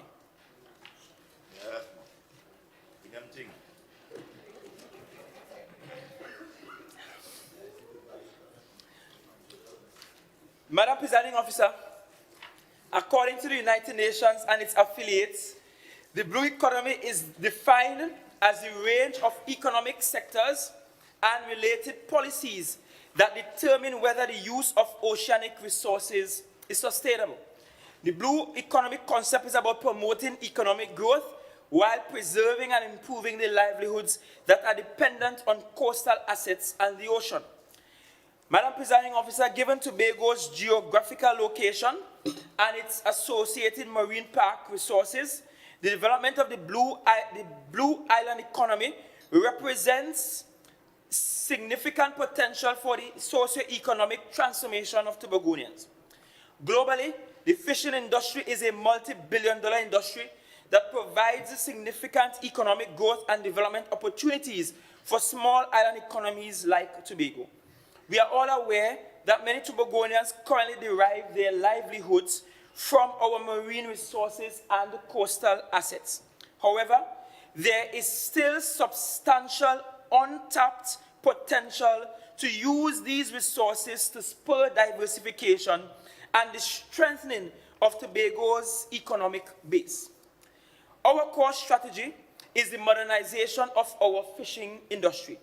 In this regard, we will provide the necessary resources to the sector to start work to establish the Tobago Institute of Marine Education, or time, which will deal primarily with research and development and the training of fishers and other operators in the industry to have this facility operational while exploits in the development of marinas are beginning. Tobago must not have a marina completed without there being trained professionals in this space to manage the operations and maintenance opportunities associated with marinas. In this effort, we are prepared to partner with the University of Trinidad and Tobago and to also send on scholarship a small cohort to the Caribbean Maritime University in Jamaica to be trained, to support the establishment of marinas in the Tobago space with the THA, not central government, and certainly not NITCO leading the way. I recently had cause to politely and legally tell NITCO that it was out of place. That's right. Act 40 of 1996 is clear. Once it is a fifth schedule matter, the activity shall, not if or maybe, but shall be carried out by and through the THA. So marinas will be built and private companies will be engaged, Yes. but it will all be done through the THA and not through any external parties. For the blue economy, we are also strengthening fisherfolk associations. So we want to strengthen our fisherfolk associations with the strategic aim of having them transition into cooperatives. We will provide financial assistance and technical support to assist fishers to increase their fleet and fleet sizes, the configuration of fleet types, and the infusion of modern fishing technologies. We have to go past fishing with pirogues. The relaunch of the gas rebate initiative program after all these years. We will also promote the development of value added in respect of seafood products that satisfy international up-to-date food safety standards by financing options through our Venture Capital Equity Fund Limited and Business Development Fund. Upgrading of all fishing facilities on the island and ensure that they are, for the very least, HACCP compliant or to meet international up-to-date food safety standards and be functionally effective. Research, develop and deploy appropriate sargassum or seaweed management systems and technologies. It is my dream, Madam Presiding Officer, that in the next fiscal year, Tobago will have the opportunity to move away from the use of backhoes and excavators for the clearing of beaches. We cannot be battling coastal degradation and contributing to it at the same time. We will develop and implement an integrated and coordinated security and safety framework that includes, but is not limited to, the Trinidad and Tobago Coast Guard, Police Service, Maritime Services, Air Guard, Division of Health, and TEMA. And we will commission a fish audit to determine the types and sizes of fishes, the breeding grounds, and quantities in our waters. Yes. Madam Presiding Officer, please permit me now to speak to the issues of environment and climate change. As many are aware, Northeast Tobago was designated as a UNESCO Man and the Biosphere Reserve approximately 19 months ago. And allow me to break from my script, Madam Presiding Officer, and do the unusual thing and commend one of our predecessors in the former Secretary Devines, who was instrumental in this initiative as well. The Northeast Tobago Biosphere Reserve presents a rare, largely intact Caribbean island rich to ocean ecosystem that includes the world's oldest tropical rainforest reserve. The Biosphere Reserve encompasses 83,488 hectares with a marine area of 68,384 hectares that is home to coral reefs and mangroves, among other resources. Madam Presiding Officer, my administration intends to exploit fully all opportunities for the development and marketing of the Tobago that comes with such a designation. The UNESCO Man and the Biosphere designation presents prospects for enhancement of Tobago's international reputation and brand recognition, which can be used by entrepreneurs to successfully market local goods and services. The attraction of green visitors, new phrase, but the attraction of green visitors in greater numbers and creating additional spending in the wider tourism sector. Increased funding from international donors, development banks, and private investment to support environmental conservation activities and development of the green, blue, and purple economies in support of sustainable development. Enhanced opportunities for education and professional development through international exchanges, and an elevated focus on the environmental challenges of concern. Madam Presiding Officer, it is important to note that the UNESCO Man and the Biosphere designation provides a robust framework through which a progressive, ecologically focused, culturally sensitive, people-centered development agenda can be pursued. Indeed, international organizations are already showing an interest in establishing long-term investment profiles and partnerships based on the UNESCO Man and the Biosphere designation. Madam Presiding Officer, given the challenging socio-economic legacy of COVID-19 and in consideration of key environmental and ecological assets for our socio-economic well-being, the potential of this designation to be an important post-COVID recovery catalyst for Northeast Tobago and the entire island must be harnessed, and we intend to do so.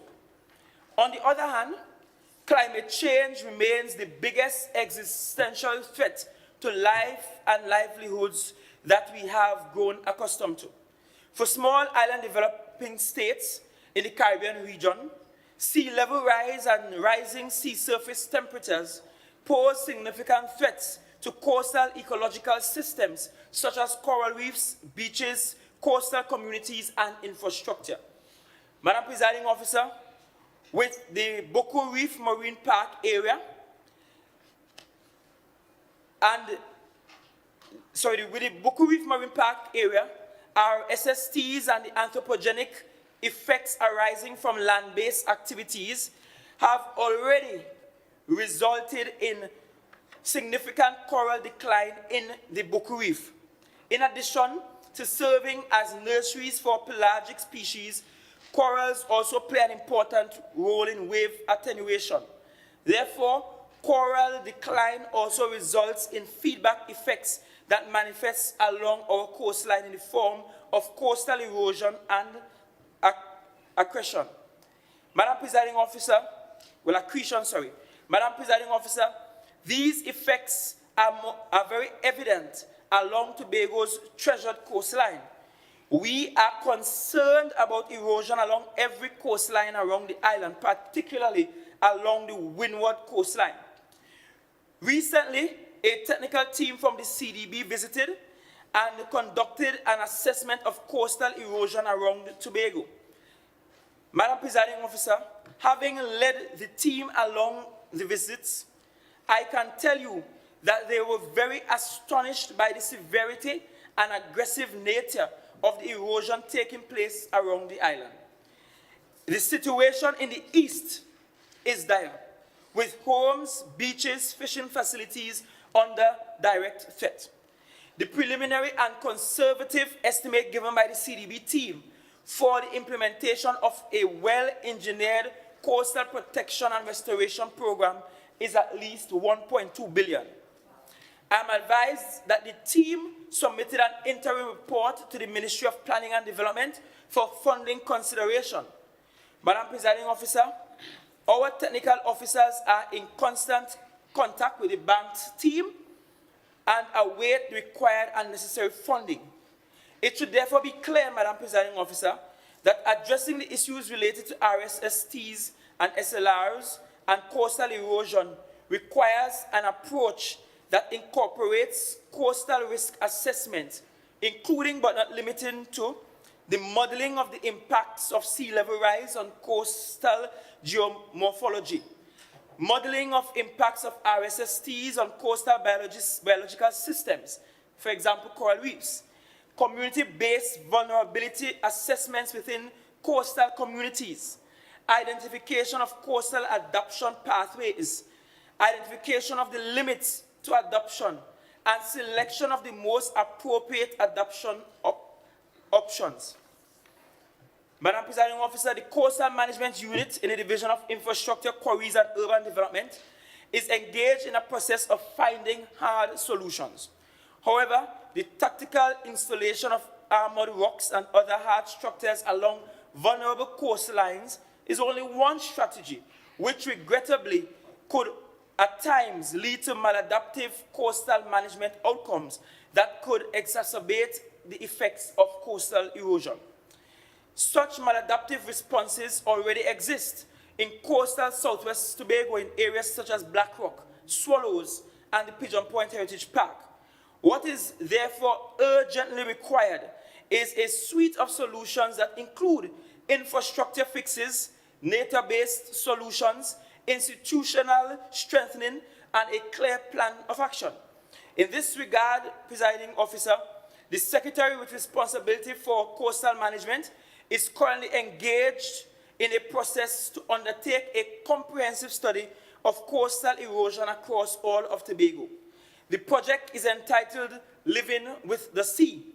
Beginning in fiscal 2023, we will establish a Living with the Sea working group that will be tasked with the responsibility of developing a comprehensive coastal resilience plan for areas that have been affected by the impacts of climatic and environmental changes. As part of the global community, Tobago is committed to playing its part in meeting global climate targets. Notwithstanding our insignificant role in fueling climate change, in pursuit of a net zero economy, the THA intends to account accurately for the role that its natural assets play in offsetting carbon emissions by exploring non-invasive ways of measuring the carbon sequestration capacity of Tobago's forest resources. Some experts believe that results of such an exercise may very well reveal that the island has already achieved and indeed exceeded the net zero target. Madam Presiding Officer, this information is expected to be particularly valuable to our international environmental reputation and tourism marketing efforts. Further, verifying Tobago's status in terms of the net zero target allows us not only to get involved in potentially lucrative carbon trading markets, but it also provides useful information to guide economic development on the island along sustainable pathways by monitoring the cumulative climatic impact of existing and planned economic activities against the carbon offsetting capacity of the island. So, Madam Presiding Officer, reforestation is an important climate mitigating strategy that contributes to the achievement of the net zero target, given the role of forests in carbon sequestration. However, in small island developing states like ours with limited land space and competing land uses, efficient use of the limited space is a social, economic, and environmental imperative. In addition to continuing with conventional reforestation activities, the THA finds it prudently necessary to invest in agroforestry systems, including but not limited to the Tobago Breadfruit Initiative, which helps to address issues related to food security in a way which integrates households and communities in the process while addressing the climate challenge by positively contributing to the carbon sequestration capacity of the island. In addition, Madam Presiding Officer, focus will be placed on restoring natural ecosystems like mangrove forests to address climate impacts.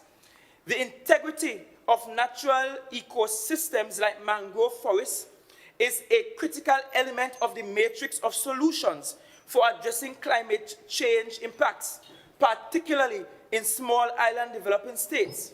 Mangroves have a superior capacity to sequester carbon compared to terrestrial forests. They provide a range of ecosystem services and critical functions, which includes, among other things, shoreline stabilization, stormwater protection, and water quality maintenance, as well as the provision of habitats, feeding and nursery grounds for a variety of terrestrial and marine species. In this regard, Madam Presiding Officer, my administration is committed to making the required investments in the restoration of natural ecosystems by supporting the restoration of wetlands across the island, including where necessary and practicable, the acquisition of privately held wetland assets that are considered critical to our conservation and net zero ideals.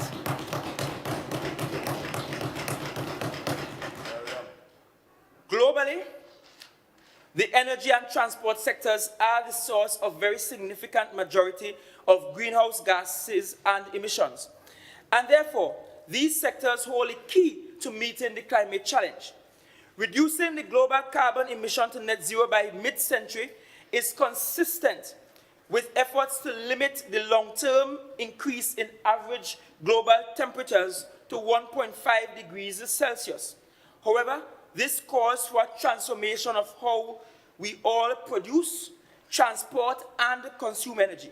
It also calls for the meaningful involvement of citizens in the process, and the transition to net zero is for and about people.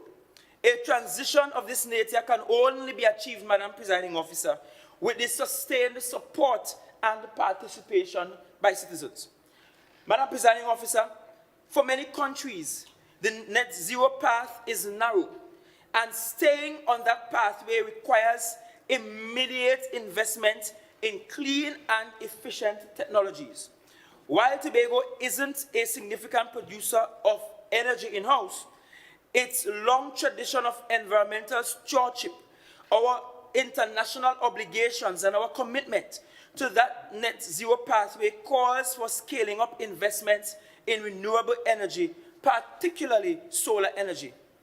In light of the rapidly reducing costs of solar power infrastructure, and as the technology becomes more efficient, electrification must be considered as an important economy-wide tool for reducing emissions in support of our net zero ideals.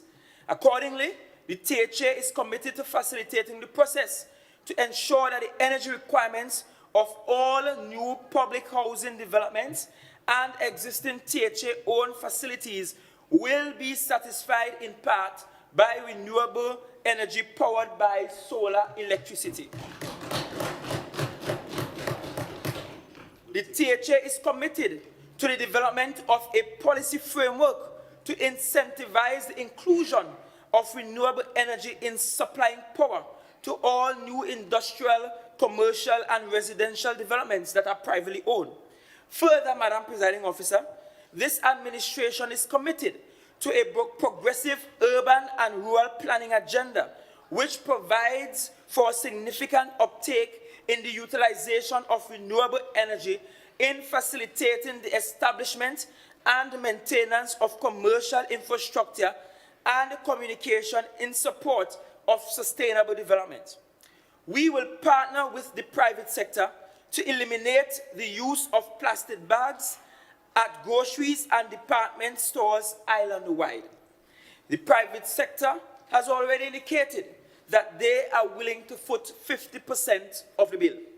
Finally, Madam Presiding Officer, the THA intends to incentivize greater use of greener and more energy-efficient vehicles by working with public and private partners, locally and internationally, to facilitate the establishment of the appropriate infrastructure on the island to promote these vehicles.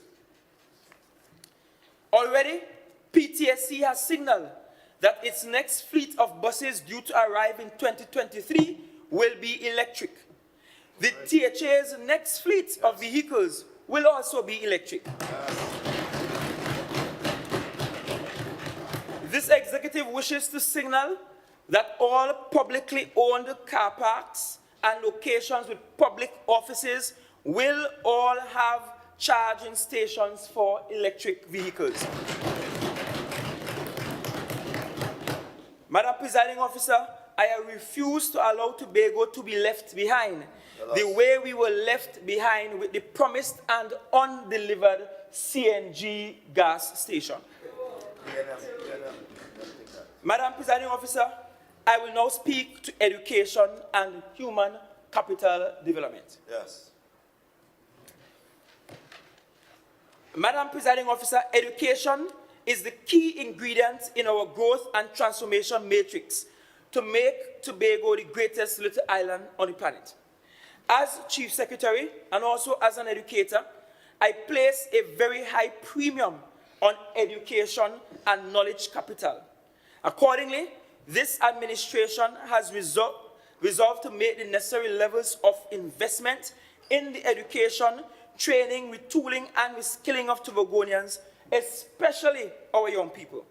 Madam Presiding Officer, our strategic policy objective is to prepare Tobagonians to be responsible and productive citizens who can actively participate in the island's development and compete on a global scale. Madam Presiding Officer, the goal of this administration is to immediately begin to rebuild and transform the island's education system into a modern, digital, technologically driven, client-friendly, high-performing, and resilient learning ecology. Our intention is to make the investments necessary for the development of the education sector in fiscal 2023. Madam Presiding Officer, the investments will be geared towards the following: the completion of all the pre-construction works and requirements for the construction of the new Scarborough Secondary School at Bacalet at a projected cost of $500 million, which will be funded by the CDB loan.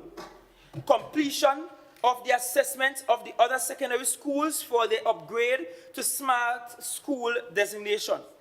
Development and design of a plan for the construction of a new special school for students in the speech, language, and hearing impairment sector. Capacity building training in school leadership and governance in the focal areas of school-based management, performance-based management, public school discipline policy and planning, effective school framework, and positive behavior management. Provision to our teachers with the necessary training and resources that will equip them with the competencies required to effectively engage students in technologically enabled digital classrooms. Monitoring and evaluation of the performance of the students at primary school level via the Tobago District Assessment. Assessment of COVID-19 induced learning losses and making the necessary interventions to correct same to avoid future losses. Development and strengthening of the technical vocation and education training, known as TVET, to provide for a two-track education system in Tobago that will include our trade schools. Conversion of Roxborough Secondary into the Caribbean's premier and possibly only TVET school that takes a youth from secondary education all the way to tertiary education. It must be one of a kind.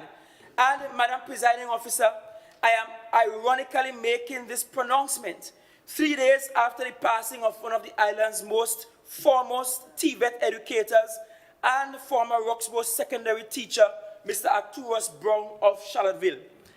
An aggressive campaign to acquire sufficient and suitably qualified teachers and educators in TVET. We will also have the reassessment of school nutrition program to ensure that our students are being fed clean, safe, and healthy meals.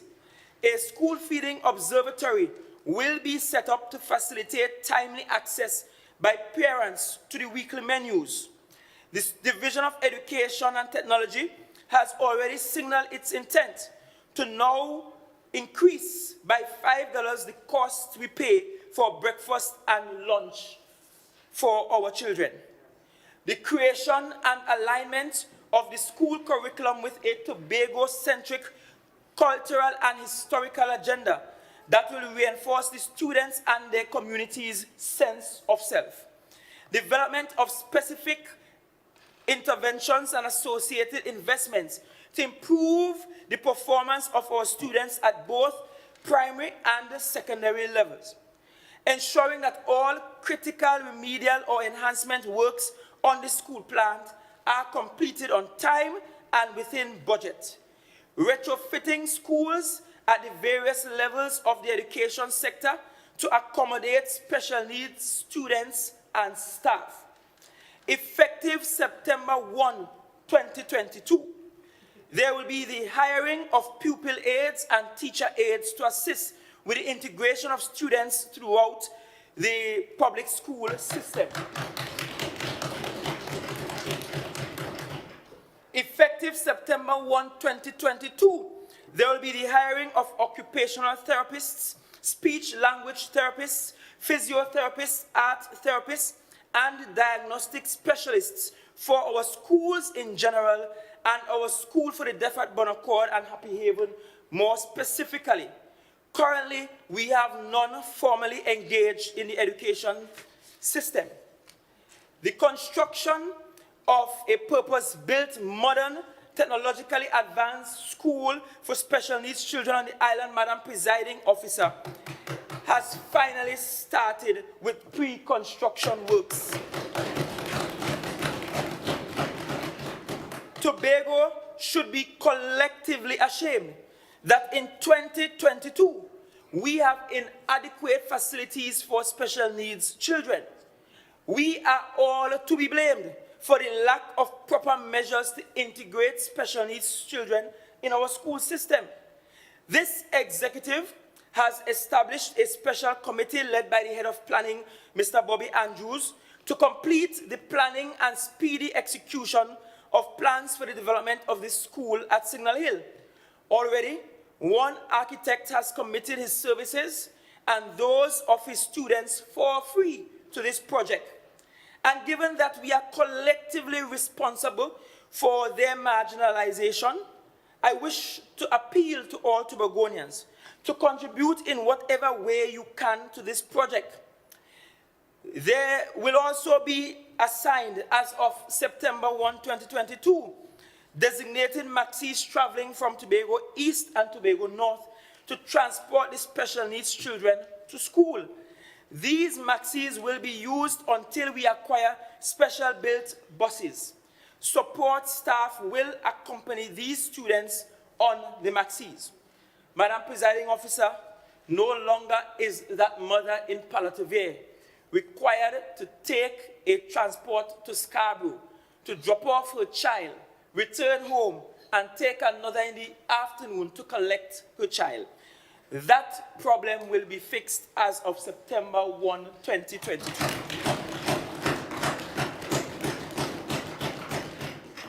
Madam Presiding Officer, the gains from investments in the development of human capital will be many and widespread.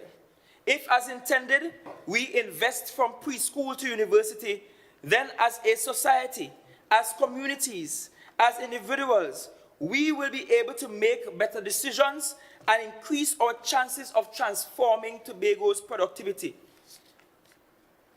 The cost, Madam Presiding Officer, of criminal behavior will also fall dramatically, and social harmony will grow.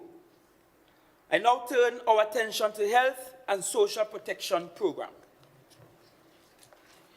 Madam Presiding Officer, the general health status and well-being of any population have implications for its socio-economic development.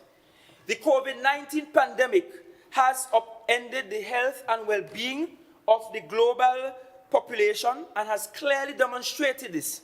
It has also tested the resilience and exposed the fragility of the healthcare systems in all countries. Our own healthcare system was severely stretched and stressed by the pandemic. The fragility and weaknesses in our healthcare system were laid bare before us, worsened by the inept management of our predecessors.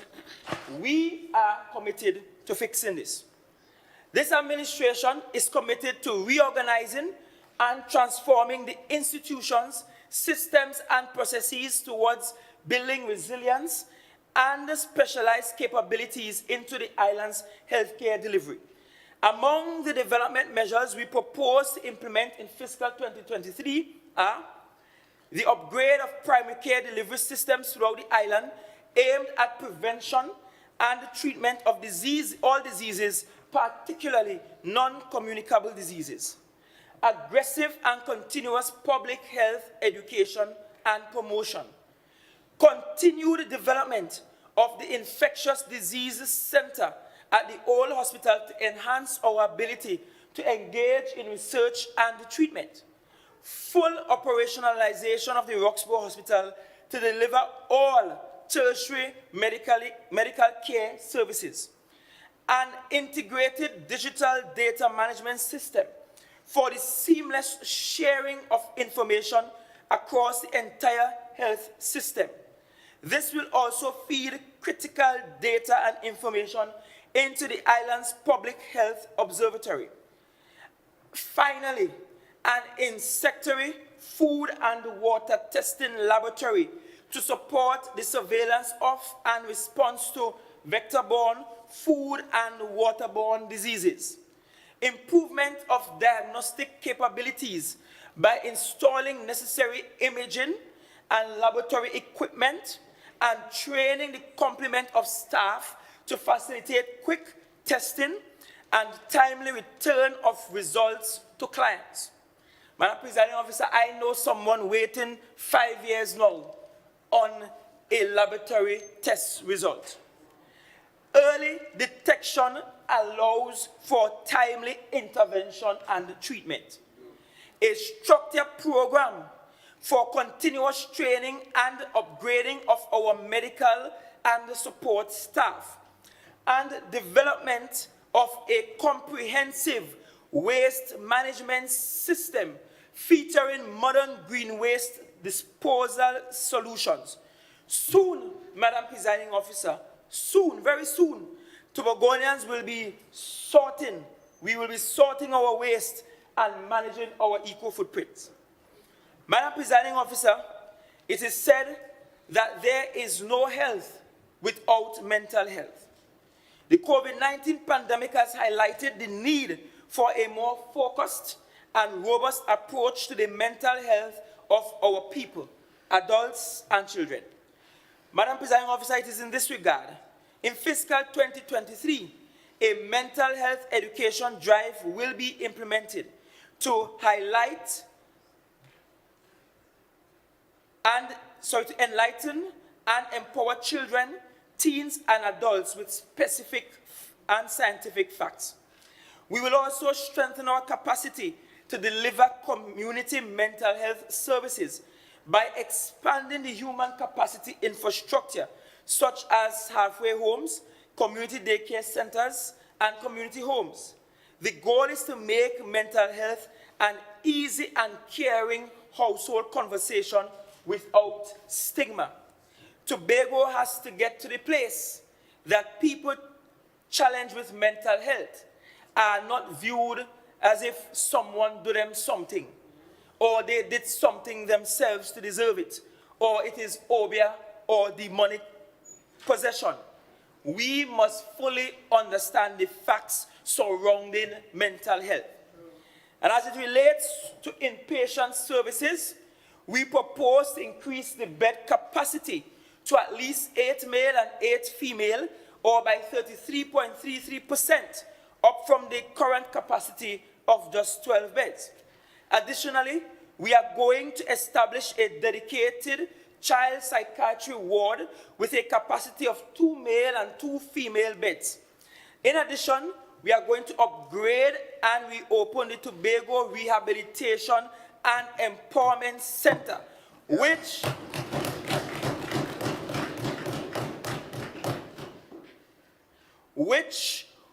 was closed down, one of those that suffered the fate of Hurricane Gata, but became fully closed and converted to a COVID-19 facility during the height of the pandemic. Madam Presiding Officer, Tobago has 2 state-of-the-art hospital plans, and therefore the critical physical infrastructure to support establishment of a medical school. Our intention is, and by the way, that's one of the good sides of GATA. Our intention is to, in partnership with a consortium of international hospitals, explore the option of establishing a teaching and research hospital model on the island. This will ensure that Tobago can move to the cutting edge of teaching and learning in the medical and allied health sciences. Just like other elements of our investment program to upgrade education and healthcare capacity, the benefits of building a medical school in Tobago are substantial. For now, I only indicate that the investment will provide Tobago's providers with reliable, cost-effective, and sustained healthcare processes. These will enable our providers to achieve the goal of delivering international standard care and grow Tobago's reputation for enhanced patient outcomes. It is through advances like these that living standards will improve in Tobago and the nation by extension. Madam Presiding Officer, we recognize that there is a very strong link between health, wellness, and social protection. The island's social safety net was literally torn apart, mashed up, disseminated before the pressures of COVID-19. The demonstrated incompetence of the last administration did not help the situation. Hundreds of individuals and families were unable to receive much needed help, while some secretaries had hundreds of food cards and social emergency cards in their back pockets playing politics. Madam Presiding Officer, it is not surprising that the 2021 Auditor General report on the THA COVID-19 programs was damning. Madam Presiding Officer, as we move forward to making Tobago the greatest little island on the planet, we are committed to building resilience, efficiency, and effectiveness in our social protection program. Yeah. To this end, we intend to fully digitize the social protection processes to ensure greater accessibility and more timely delivery of support to our most vulnerable. We will restructure the social protection department to ensure that staff at all levels are provided with capacity building opportunities in the area of leadership, industrial relations, public service policies, performance management, report writing, and social protection department policies.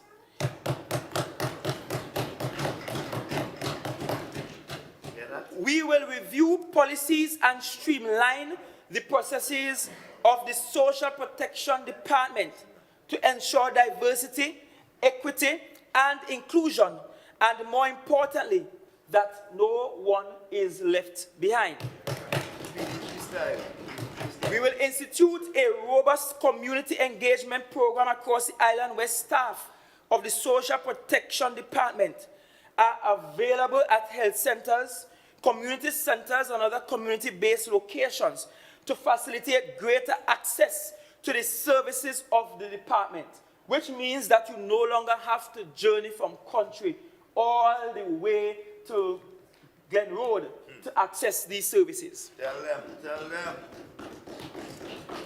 Performance, man. We will review and streamline the processes of the social emergency card and food card unit to ensure greater public accountability. That's right. Because I know my Secretary of Health name not calling in no Auditor General report.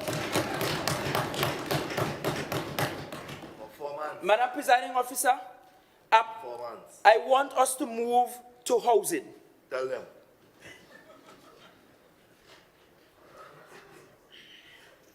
Listen. Appropriate and affordable housing is a basic need of every child and every family. Accordingly, my administration is committed to improving both the quality and the accessibility of affordable housing to low and middle income families, as well as to our young professionals.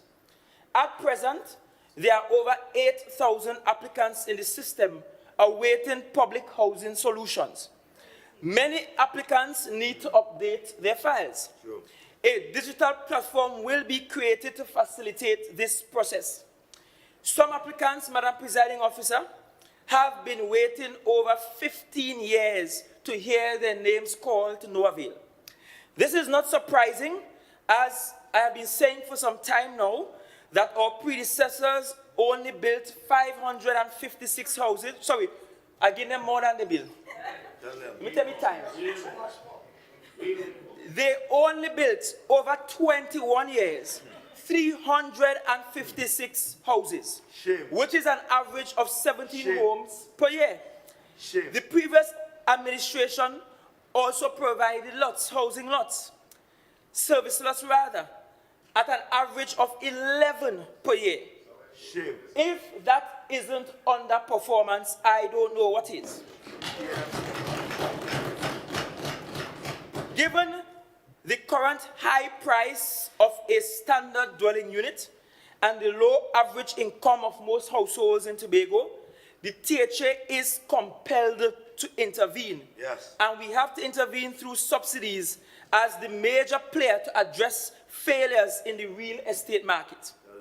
The Secretary of Settlements and his assistant have been mandated to fix this.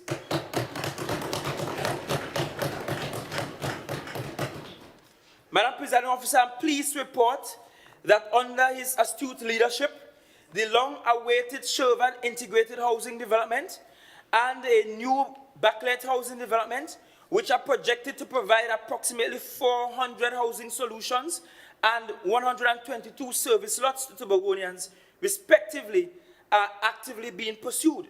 These projects have garnered significant private sector interest, with several unsolicited proposals being presented. Madam Presiding Officer, while we welcome unsolicited proposals, the request for expressions of interest for these two housing developments will be published before the end of fiscal 2022. And let me put on record, Madam Presiding Officer, Official. that we welcome proposals from anyone Anybody. for affordable, resilient, and sustainable housing solutions that deliver on value for money. Additionally, work is advancing at the Riseland Housing Development with technical and financial support from the Inter-American Development Bank. Madam Presiding Officer, it is projected that the infrastructure works will be complete by the beginning of fiscal 2023, most likely October 2022. Further developments at Adelphi, Corland Phase 2, and Adventure Phase 3 are to follow, and collectively these projects are designed to deliver 300 housing units to Tobagonians. In keeping with our stated commitment to expand villages and keep families together, we are actively exploring the use of state lands in Speyside, Kendall, Pembroke, and Culloden for the purpose of housing and service lots.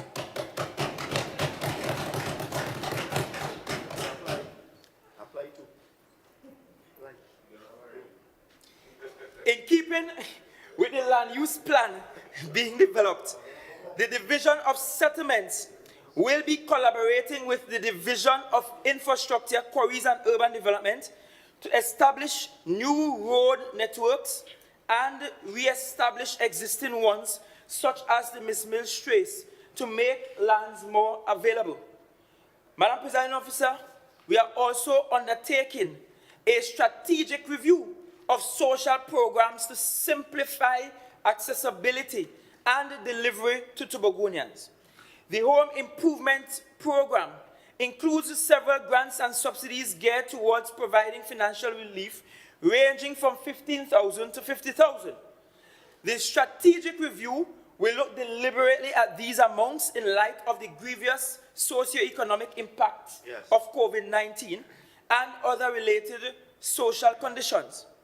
It is important to note here that in the new fiscal year, applicants will be able to access home improvement assistance via simplified, digitized forms, which are less onerous and feature secure and efficient workflow processes while providing for transparency and accountability. Going forward, the strategic framework for the sustainability of our housing program will be anchored in the following: multiple funding modalities, both public and private. Projections for future growth in demand based on the demographic trajectory of the island's population. Upgrade of the current housing stock with emphasis on attaining certain minimum standards of housing quality. The availability of state lands.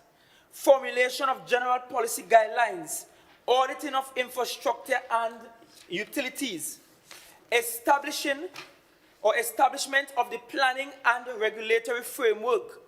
Identification of the responsible agencies and green construction technologies. Madam Presiding Officer, we have begun to think through an ambitious but achievable housing program.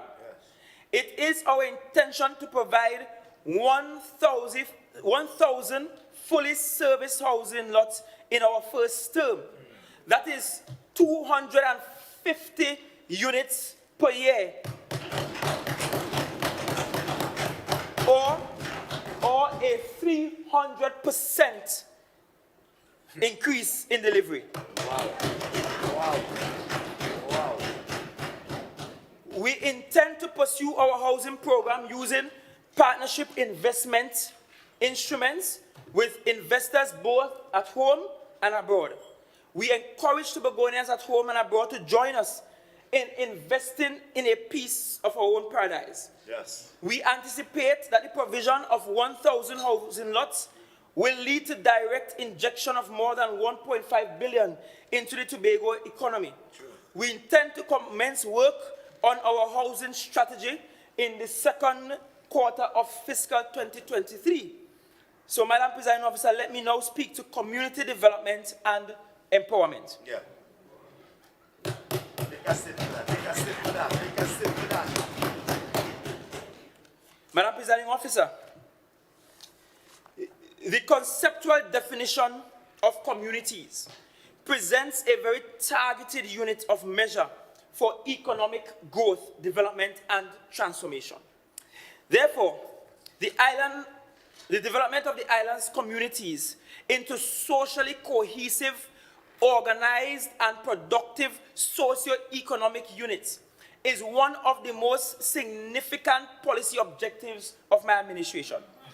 We intend to mobilize, organize, and empower our communities to actively participate in the socio-economic transformation and governance of Tobago. Yes. Already, we are training several young people across the island through the University of the West Indies in social entrepreneurship, paid for by the THA. This is a critical component of our express mandate to develop the island child by child, family by family, community by community. Everybody. Madam Presiding Officer, for too long, many of our CBOs, NGOs, and FBOs have been left in a state of relative dysfunctionality. We are persuaded that building effective functionality into them is essential to the realization of our policy mandate. In fiscal 2023, Madam Presiding Officer, we propose to develop the administrative framework for the rollout, and we will roll out the district fund program. And let me say here and now that even the minority leader will receive in equal parts access to this fund. If you behave yourself. If you behave yourself. In equal parts. In equal parts, Mr. Minority Leader. We will develop an institutional framework for the establishment of community administration. We will upgrade and expand the community-based technical vocational training program. We will institutionalize the relationship with the faith-based community through the Tobago Faith-Based Council. We will conduct upgrade works on several multipurpose facilities and community centers across the island. We will continue the reconstruction of the Integrated Community Center and Pavilion facility at Charlottesville. We will embark on full refurbishment and upgrade works to the Scarborough, Plymouth, and Bethel community centers.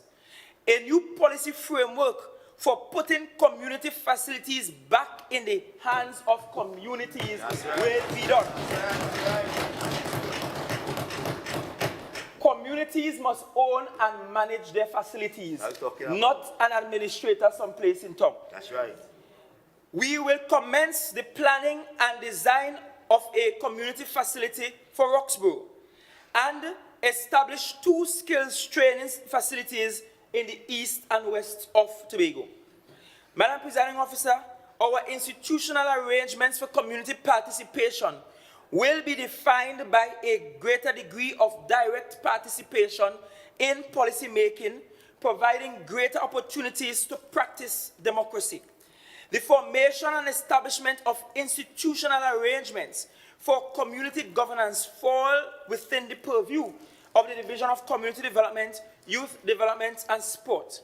The Secretary in this division is already engaging in community-wide consultations to establish the community governance model the people want.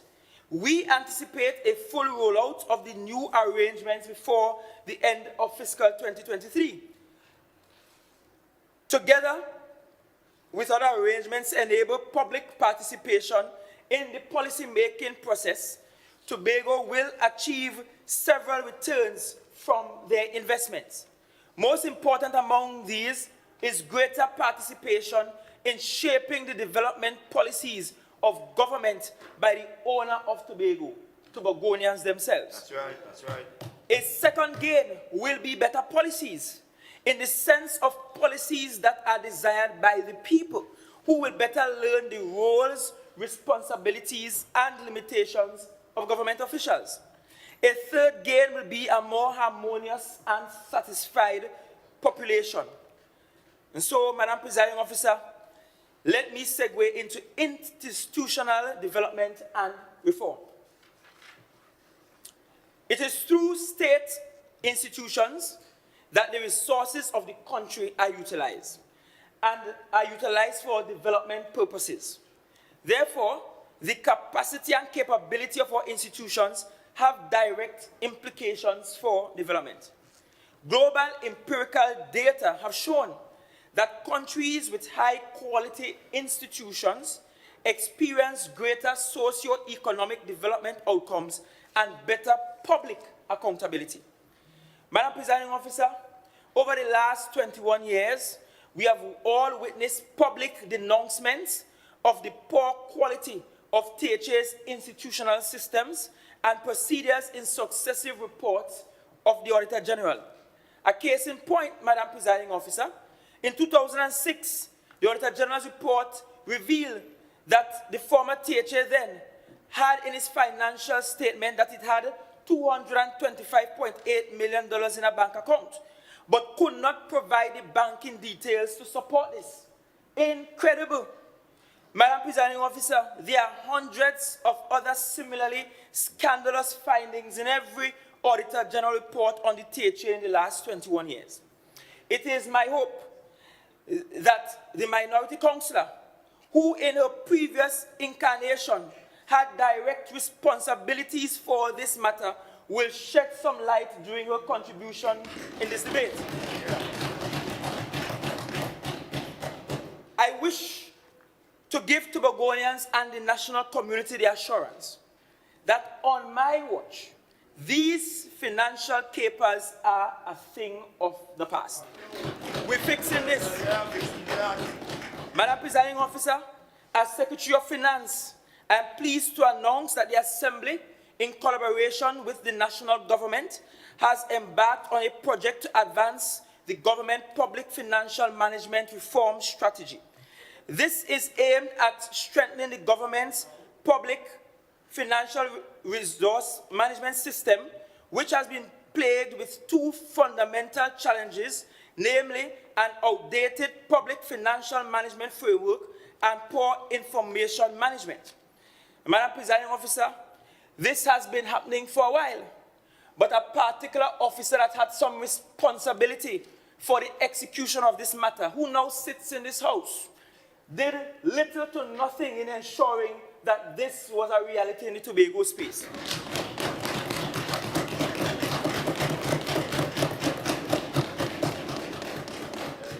Madam Presiding Officer, I rise on standing order 45-4. Introducing improper motion. Against whom? You? I didn't call a name. I throw the corn, and if the yard follow up, pick it up, let the yard follow pick it up. I didn't call a name. So who am I to call what is against? Members, It's new, Madam. please allow for the presentation to be completed. Thank you. Proceed. It's new, but it's new. Newness. With financial and technical support from the Inter-American Development Bank, the government of Trinidad and Tobago was able to actively initiate the project named the Integrated Financial Management Information Systems Project, or IFMIS. As I indicated, this should have happened a long time ago. Yes. The THA was selected along with 3 ministries to be part of the pilot of the government's IFMIS project implementation strategy. The intention is to move the Assembly fully into IFMIS by the start of fiscal 2023. Madam Presiding Officer, recognizing that the progress of the project is dependent on drive and support at the highest level, the Executive Council has recently approved and appointed an IFMIS support committee to provide oversight, technical support, and project reporting. It is also envisaged that this committee will encourage user participation as well as promote an effective, persuasive, and practical change management process throughout the critical stages of the project's implementation. Further, we will continue to ensure that the appropriate resources are adequately allocated to support the project implementation process. And so, Madam Presiding Officer, my division will lead the implementation of the project and will also serve as the pilot division within the THA. To date, the division has successfully led the first phase of the end-user training and capacity building sessions. The division is expected to complete the implementation of the pilot and go live at the beginning of fiscal 2023. Policy Research and Development Institute. Madam Presiding Officer, I spoke earlier about the lack of statistical data. Here is the fix. Another critical area of our institutional strengthening project is policy research and policy development, something shut down, closed, and mashed up by our predecessors. This is a critical first step in the socio-economic planning and development functions. Accordingly, we have to grow and develop and expand our capacities and capabilities to collect, collate, and analyze data, to produce scientifically validated information and knowledge for use in planning and decision-making at all levels of the society. We therefore propose to upgrade the Policy Research and Development Institute, or PRDI, to a semi-autonomous institution purposefully designed to do the following: collaborate with and support the Central Statistical Office and other data collection entities to upgrade the collection and the dissemination of official data and statistics. Build institutional capacity, both technical and financial, to transform the data collected into scientifically valuable information and knowledge that can facilitate project planning and decision making, and provide a good range of technical business development and services to the public. Madam Presiding Officer, the Assembly will seek technical and financial support from financial institutions such as CDB and IDB towards the development of this most important institute. It is proposed that its work should be supervised by a technical oversight committee comprising specialists in at least the following areas: statistics, big data management and analytics, project planning and appraisal, including impact assessment and economic development. Madam Presiding Officer, to effectively undertake this upgrading exercise, we propose to recruit the services of a highly qualified and expert statistician and general data analyst to anchor the technical work of the PRDI and to serve as its managing director, who will lead the process of defining, recruiting, and evaluating the technical capacity of staff to be engaged. This program is set to take place in fiscal 2023.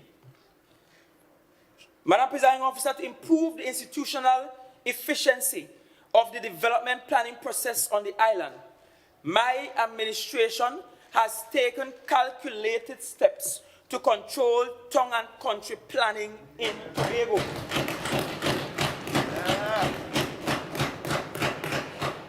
Madam Presiding Officer, you will recall a motion that was tabled and debated in the Honorable House.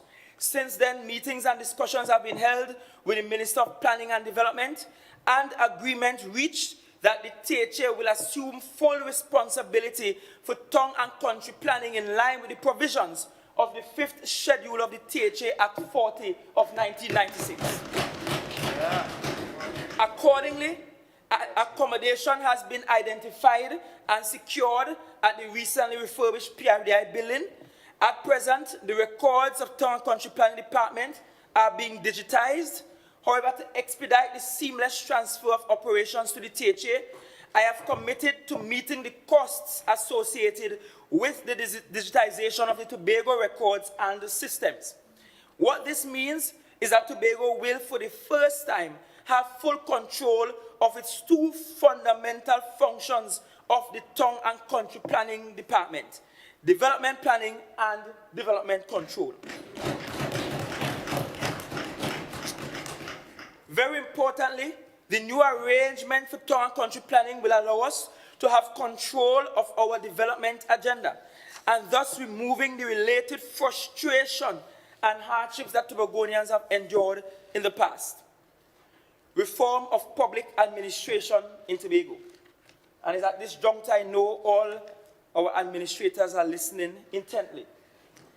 Madam Presiding Officer, effective and efficient public service delivery in Tobago and Trinidad has been an inconsistent reality. There are thousands of testimonies from citizens about poor, disturbing quality of public service delivery in Tobago. This raises the specter of bureaucratic politics, a huge, permanent, and virtually uncontrollable organization called the THA, run by entrenched, unelected, and politically appointed officials. Having had my own unpleasant experiences and a notable body of complaints since becoming Chief Secretary, Madam Presiding Officer, I have no need for further evidence or argument to convince me that we need to fix this. Madam Presiding Officer, adapting the requirements of bureaucracy to those of democracy has been a persistent challenge for public administration generally. The core issue is accountability, the capacity of the public to hold public officials accountable for their actions or inactions. Public officials' accountability is a key and permanent feature in the greatest little island that we are building. Yes. Towards this end, Madam Officer, my team has been in discussions with a number of international institutions and agencies with the aim of securing technical support and grant funding to effect our public administration reform agenda.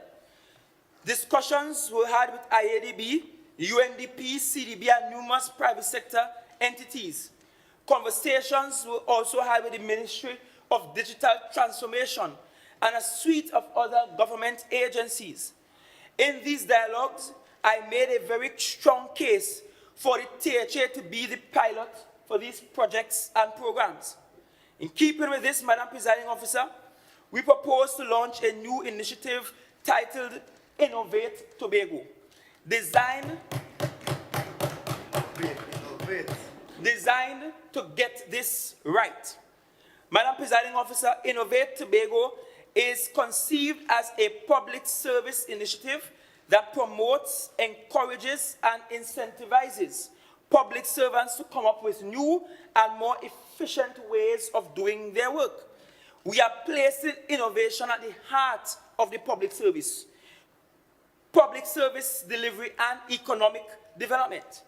And so, Madam Presiding Officer, adjacent to and linking with Innovate Tobago, our aim is to transform the entire THA operations into an overarching digital ecosystem under a project titled Tobago Online. Tobago Online will have two key components, e-government and e-economy, aimed at the following: promotion of an integrated, efficient, and effective public service, development of a new and efficient way of delivering public service, fostering of efficiency growth in economic activity. Madam Presiding Officer, I'm happy to report that several commitments were made to provide technical and financial support towards our public administration reform agenda. The findings from the following audits will shape and define how we move forward with our public administration reform program. Process, system, HR and training needs, technology use, innovation, and customer service. It must be noted here that the audits will take place across all departments of the Assembly, notwithstanding the fact that the audit will define the way forward.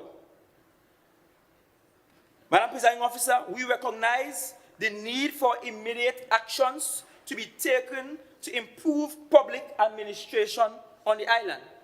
We also identified the need for some specific training for our senior public servants, and we have been providing such training. Relatedly, Madam Presiding Officer, we intend to build out and operationalize the previously announced Tobago Public Service Academy, which will be the premier training institution for the retooling and reskilling of our public servants on the island. I am on public record as saying that I support having the Tobago Public Service Academy, despite it was announced by my predecessor. And in the early days of coming into office, I announced that it will be one of the agenda items we will adopt and carry forward with.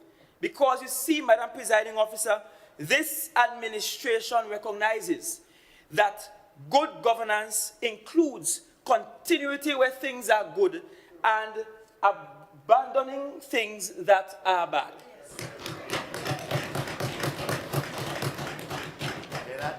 So we continue the things that are good and we throw away the things that are bad. Madam Presiding Officer, another identified issue impacting public administration in the THA is the rapid rate at which our senior public servants are being transferred to act as deputy permanent secretaries and permanent secretaries in Trinidad. In keeping with Section 1 of the THA Act 40 of 1996, I have discussed this matter with the Prime Minister with the aim of us co-creating a solution to the problem.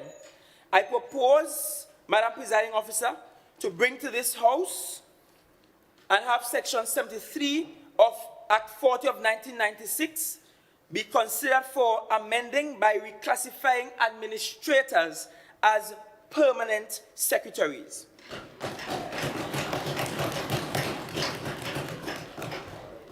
Madam Presiding Officer, we are fixing this for our senior public servants on the island so that we will get better administration for Tobago. At the level of the executive, I have already issued mandate letters to secretaries in every division, clearly outlining the policy directives. However, this is only the first step. In fiscal 2023, we intend to establish the Policy Mandate Secretariat. The Secretariat will lead, guide, and support the implementation of the policy mandate framework in the divisions, departments, and special purpose companies of the THA. Madam Presiding Officer, our intention is to establish the Policy Mandate Secretariat in the office of the Deputy Chief Secretary before the end of fiscal 2023. Please allow me to turn to the development of our young people. According to the 2011 National Census, the island's youth population, that is, persons 10 to 35 years of age, were recorded at 24,800. This figure is significant as it represents 41% of the population of Tobago, which at the time was recorded as 60,874. Madam Presiding Officer, such significance must be recognized in the broader scheme of the future development of the island. Therefore, purposeful attention must be given to growing and grooming these future leaders, workers, and caretakers of Tobago. I want to say to the youths of Tobago that you should perhaps go and check out Jeremiah chapter 29, verse 11. That says, "For I know the plans I have for you, plans to prosper you and not to harm you, plans to give you hope and a brighter future." Amen. Amen. Hallelujah. Hallelujah. Madam Presiding Officer, our mission is to create opportunities and an enabling youth-friendly environment that will ensure that every young person in every family and in every village self-actualizes and contributes to making Tobago the greatest little island on the planet. Our portfolio of projects... Good afternoon, members. I'm cautioning you all. I know you all missed the little banter, but please allow for the Finance Secretary to complete his presentation. Thank you. We are from the culprit, it's on that side. When I read time.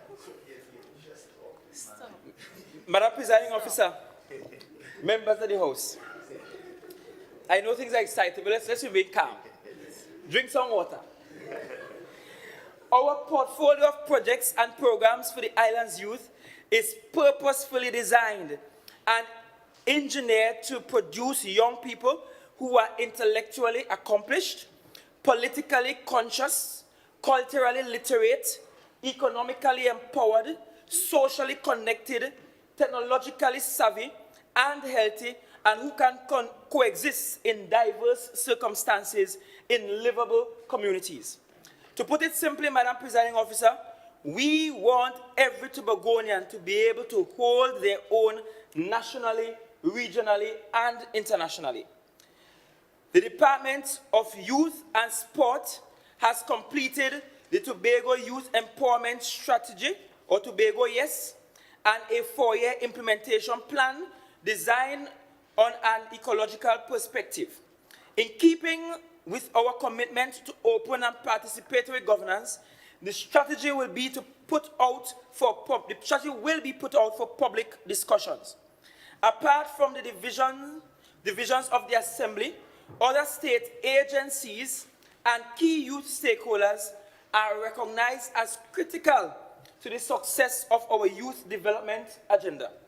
Our next fiscal year, we will appoint the Committee for Sustainable Youth Development, or SIT, aggressively pursue digitization of processes and procedures in support of a shared digital platform to improve efficiency in the delivery of services to youth, improve access to development opportunities for our youth, establish a youth work lab to engage the intellect of our young people and youth leaders in examining the critical challenges facing us as a people and to arrive at a workable solution, establish the Youth Information Management System as part of the e-government digitization project, which I spoke about before, to provide for the registration of youth and youth organizations and for young people to have real-time access to services. Establish the Tobago Youth Apprenticeship Program, which will deliver internship training for young people in all sectors of the island's economy. TYAP will also serve to rationalize the repositioning of both the World of Work and the YES programs. We will establish youth micro-business hubs across the island with the necessary adjacent financing and technical support that will foster entrepreneurship and innovation among young people. Develop and pilot a youth business incubator to provide a youth-friendly nurturing environment for young people to be imbued with business acumen. We will initiate the implementation of the Tobago Youth Service Program on a phased basis. Implement the environmental youth ambassadors, the youth leadership exchange will return, and the youth leaders mentorship programs. We will implement the Reconnecting Youth program, the youth mentorship program, to promote respect for the elders and other laudable action by our youth. We will construct, for the first time, a small housing estate dedicated to young professionals aged 40 and younger. We will further legitimize the Youth Tobago House of Assembly by creating a direct channel where every quarter questions from the Youth Assembly will be answered in this house by the adult representatives. And at least once per quarter, this house will take up a motion previously debated by the Youth Assembly and debate it as well. Yeah. Progress. Madam Presiding Officer, this administration has taken note of the fact that institutions like cadets, pathfinders, Boys Brigade, Scouts, Brownies, and Girl Guides have been great contributors to the development of many of Tobago's great leaders. Accordingly, we have taken the decision to provide the support necessary to ensure the effective and efficient functioning of these entities going forward. In addition, we propose to establish an organization tasked with promoting a culture of volunteerism and social responsibility among our youths. Allow me to turn now to sport development and recreational infrastructure. Yeah. This new administration, Madam Presiding Officer, views sport as the vehicle for positive economic engagement of youth, as well as for the promotion of their physical well-being. It is an avenue through which our talented young sportsmen and sportswomen can develop professional careers that are economically viable. Our very own Dwight York, Kellyanne Batiste, Kenya Corner, Sid Gray, Rene Kwao, Akeem Stewart, Simoy Hackett, and many others have all participated and performed with excellence at the professional level globally. Therefore, it is evident that Tobago's children and young people are very capable of becoming professional sportsmen and sportswomen. With this in mind, my administration is committed to ensuring that a sports-friendly environment is created in Tobago and that the necessary technical and financial infrastructure is put in place to ensure that they realize their fullest potential. In fiscal 2023, we propose to make the needed investments in the following. Undertake a sporting facilities development and upgrade program to bring some of our critical facilities up to regional and international standards. Among the facilities targeted are Sid Gray Stadium and the tennis courts at Shaw Park. Introduce training programs for coaches and sport administrators aimed at ensuring that they are internationally certified and equipped with the knowledge and technical skills to increase Tobago's flow of world-class athletes. We will introduce a comprehensive sport development program across the entire education system, from nursery to tertiary.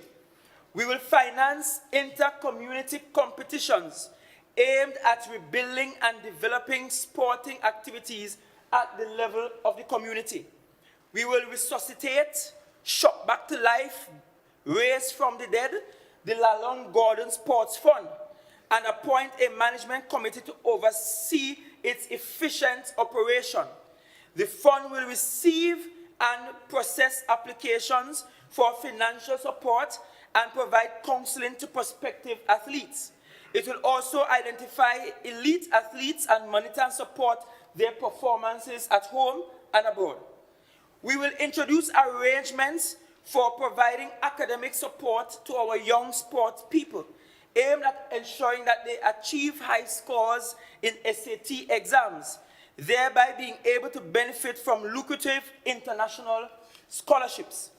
We will introduce a scholarship program to boost opportunities for Tobago's young athletes and to participate in national, regional, and international sporting activities. We will work on Tobago's first fit-for-purpose motorsport facility in the new fiscal year.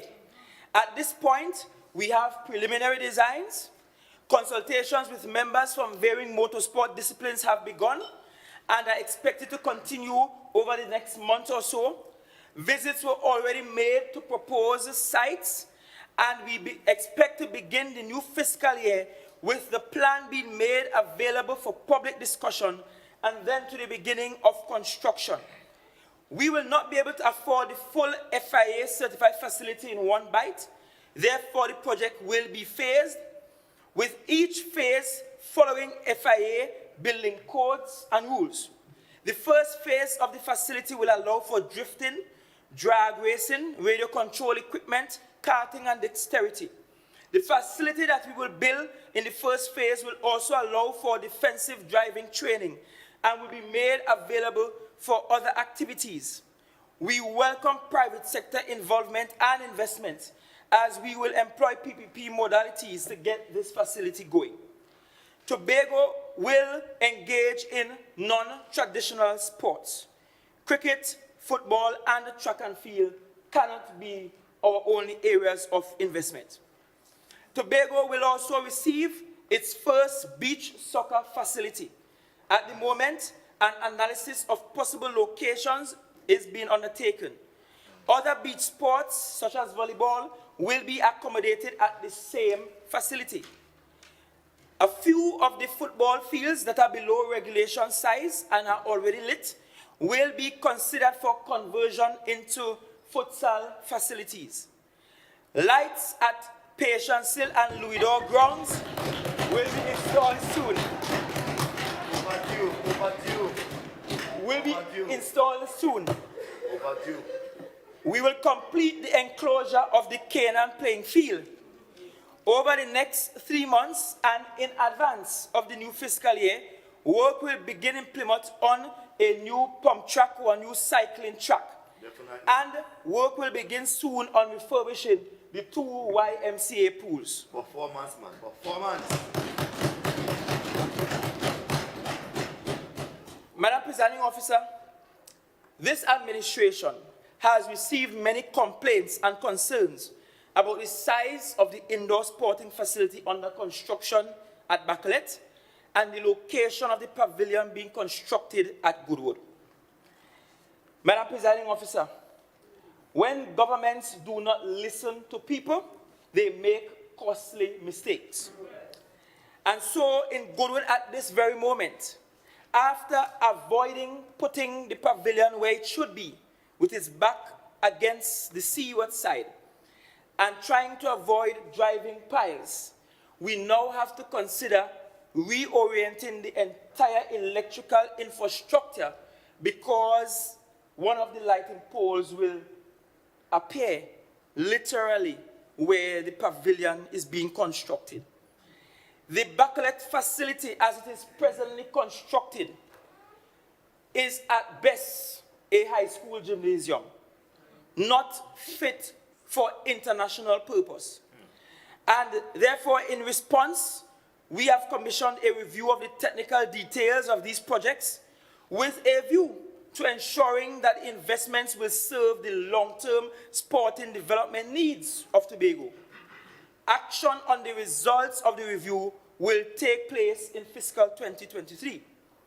Madam Presiding Officer, while improving the foundations of our sporting activities, gains from these investments are projected to be considerable. They include greater community participation in sport and inter-community commercial relations, and eventually greater capacity to compete and win on the national, regional, and the world stages. The income of our professional athletes will grow accordingly. Even more important, the investments will help the Tobago children to develop physically and mentally, and to build capacity for teamwork, to acquire and practice leadership skills, to build self-confidence, and eventually to develop adequate ways to cope with the challenges of life as they mature. These outcomes will raise the standard of living, or the living standards of households and communities across Tobago and the nation. Yes. Allow me, Madam Presiding Officer, to turn my attention to public safety. The fundamental duty of a government is the safety and security of its citizenry. Very true. It is widely held that any government that cannot provide for the safety and security of its people has no right being in office.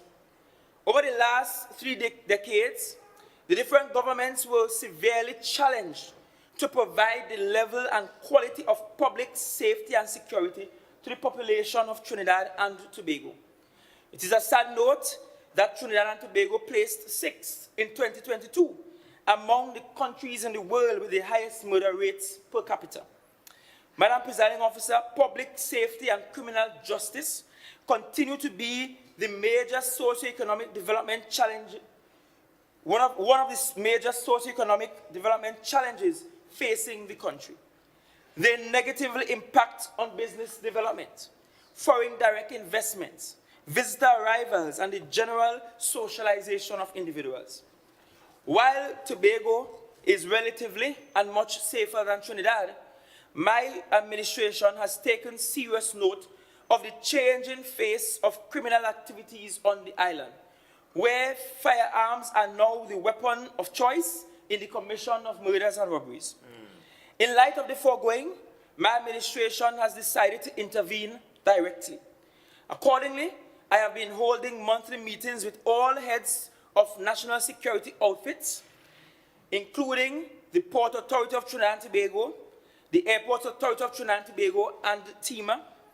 At these meetings, extensive discussions are held on the various coordinated strategies that should be deployed to improve public safety on the island.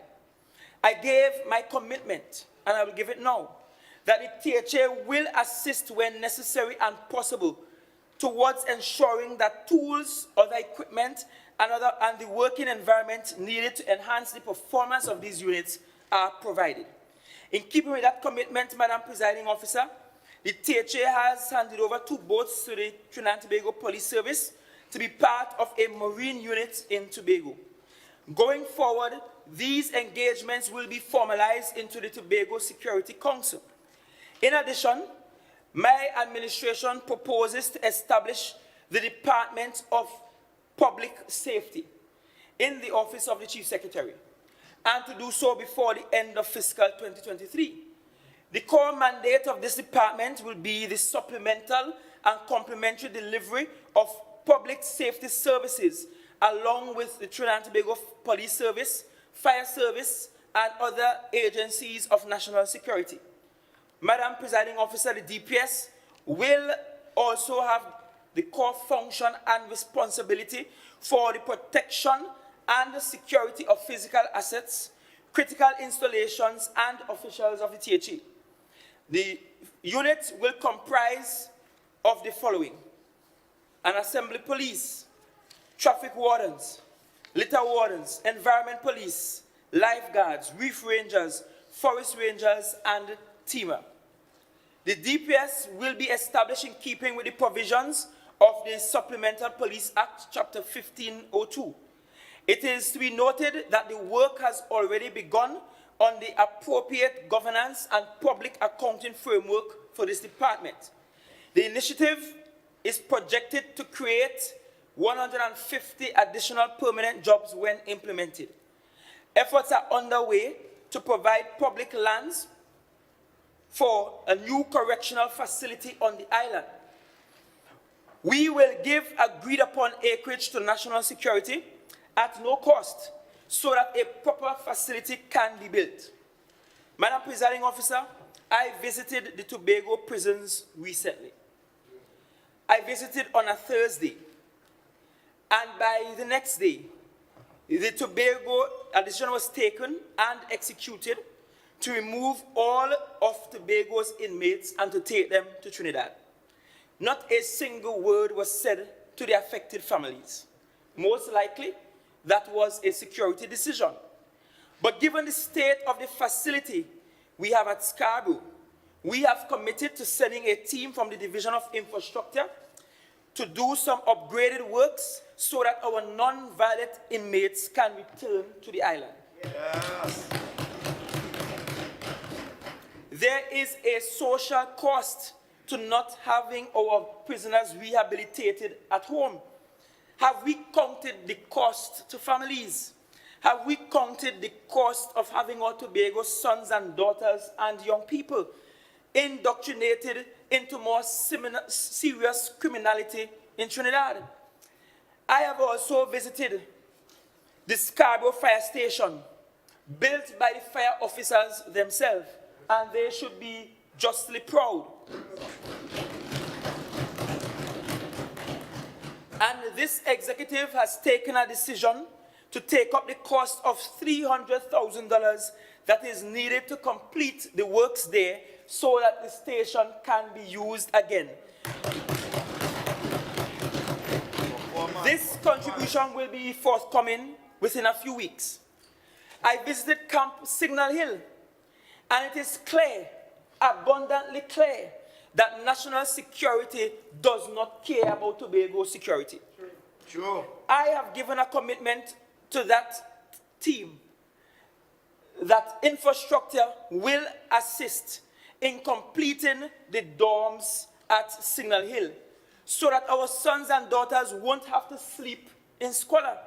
It is heartbreaking, the conditions under which they work so dutifully. I had a recent meeting.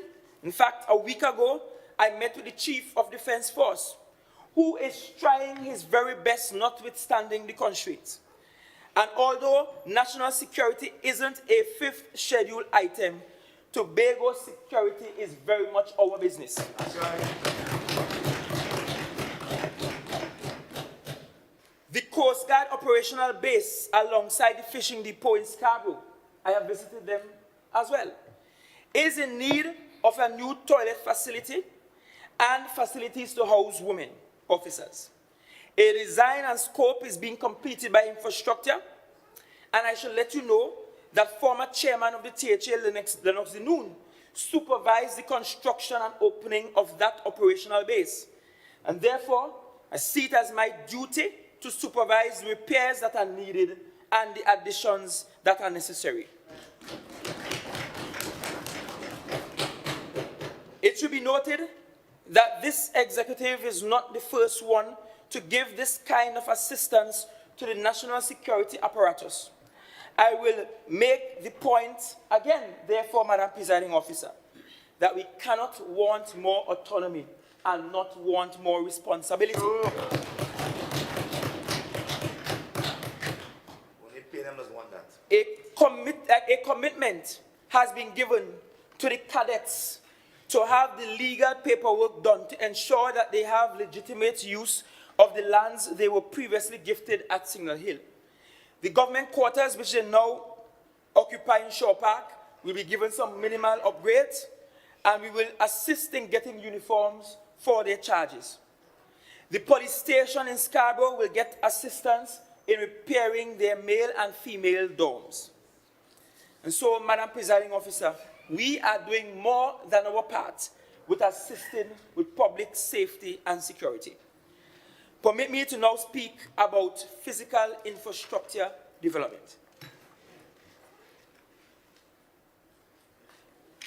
Madam Presiding Officer, my administration is cognizant of the fact that the state and nature of the island's infrastructure have significant implications for economic performance, quality of life, public safety, and the overall functioning of our socio-economic system.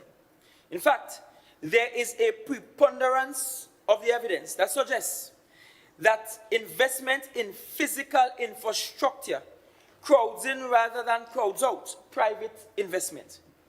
Given the current state of our development and where we intend to take Tobago, our physical infrastructure development needs are enormous. We therefore must deploy skillful resource mobilization and astute financial management strategies to satisfy our infrastructural needs. In fiscal 2023, we propose to expand the road network in the island by developing new link roads, thereby opening up new lands for development activity. Roads identified as critical priorities under this program include a road from Mount St. George to Mason Hall and then on to Castara, one from Union to Orange Hill Road, one from Calder Hall Trace to Cradley, and one from Hoogley Bush Road to King Peter's Bay Road. We also propose to devise a system to better prioritize roads for critical maintenance and upgrade throughout the island.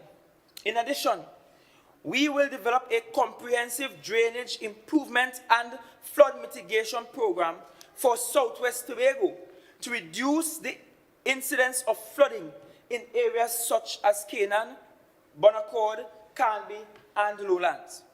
We will also develop a robust cleaning and maintenance regime to ensure that existing drainage systems are clear to minimize flooding, particularly in flood-prone areas.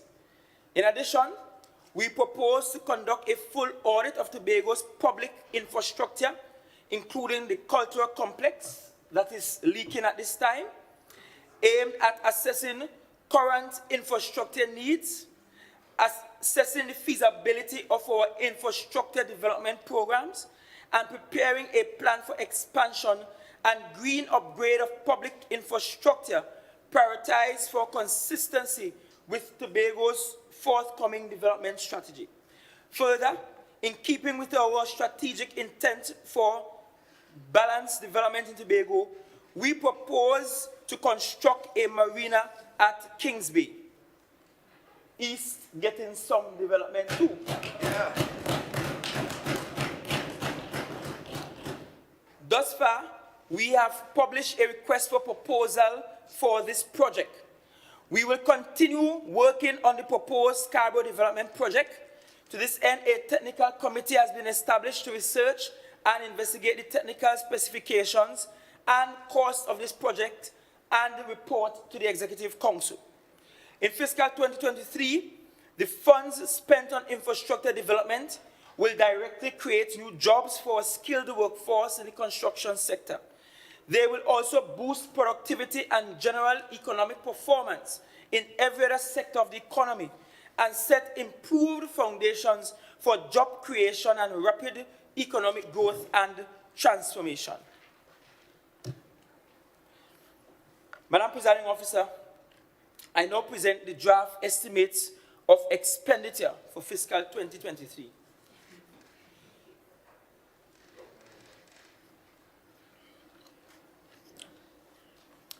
Remember, Madam Presiding Officer, we are expecting 6.9%. Yes, we are. Yes. Minimum.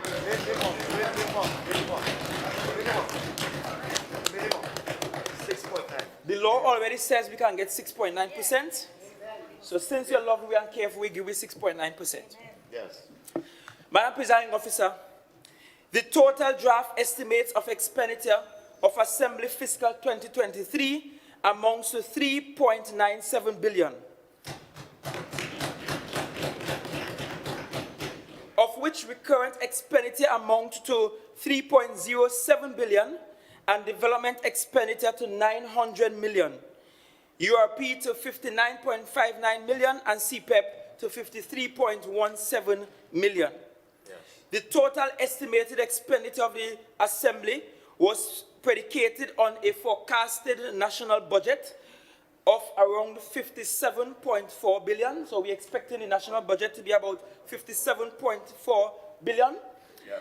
An increase of 1.9 billion in fiscal 2023 and an allocation of 6.9% thereof to the Assembly in keeping with the upper end of the DRC recommendation.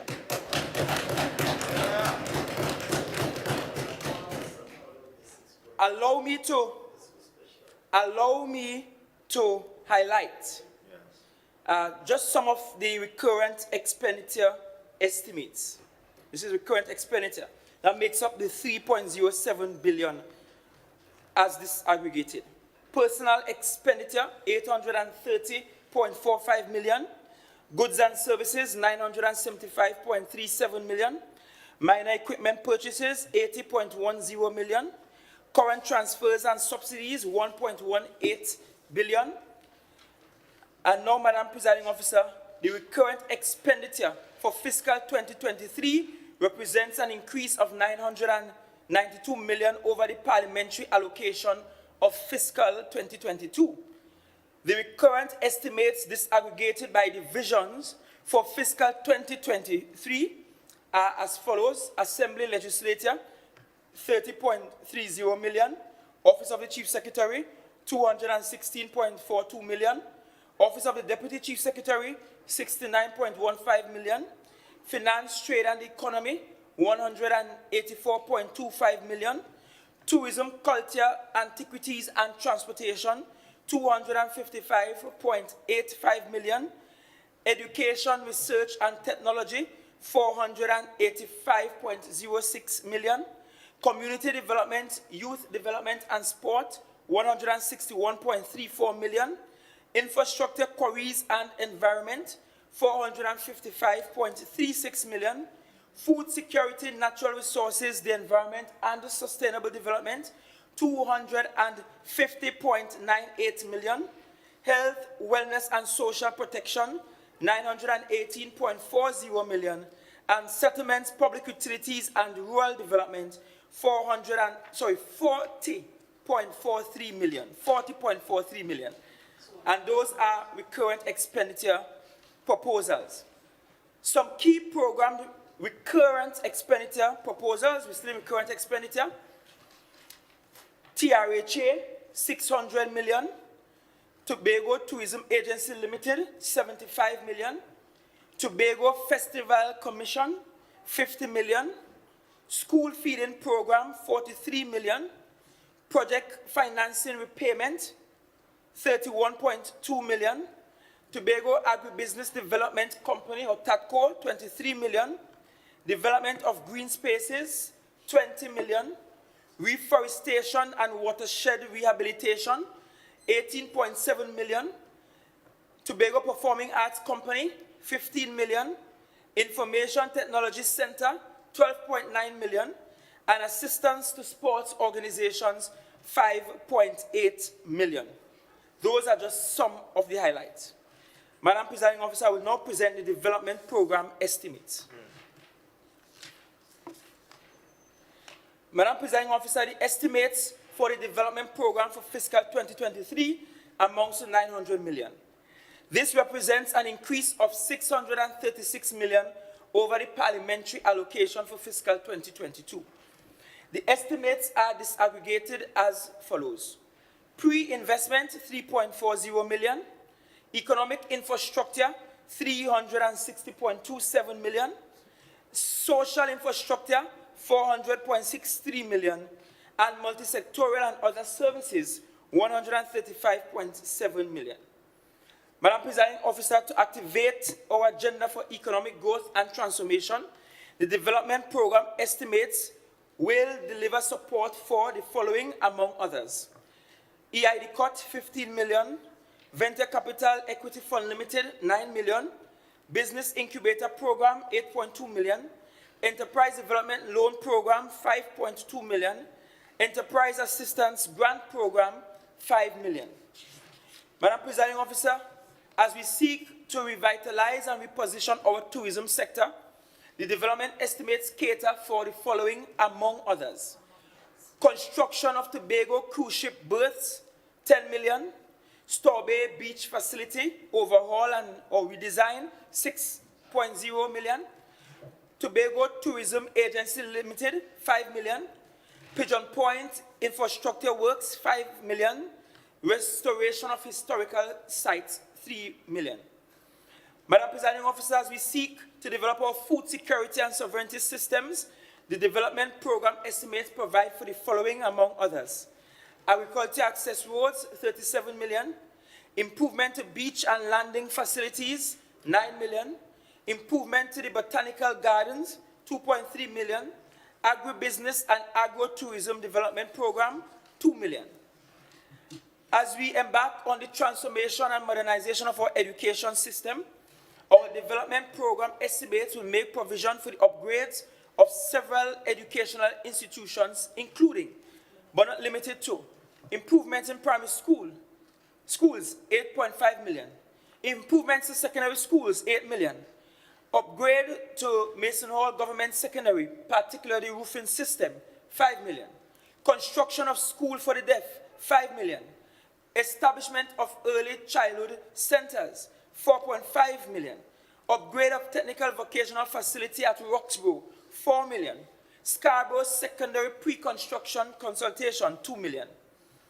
Madam Presiding Officer, as we speak to advance housing opportunities and improve our housing stock on the island, our development program estimates provide for the following, but not limited to: development of Adventure Phase 2, 21 million, affordable housing project, 12 million, home improvement grant subsidy, 10 million, home development initiative program, 10 million, Shervan integrated housing development, 9 million, village expansion program, 2.3 million.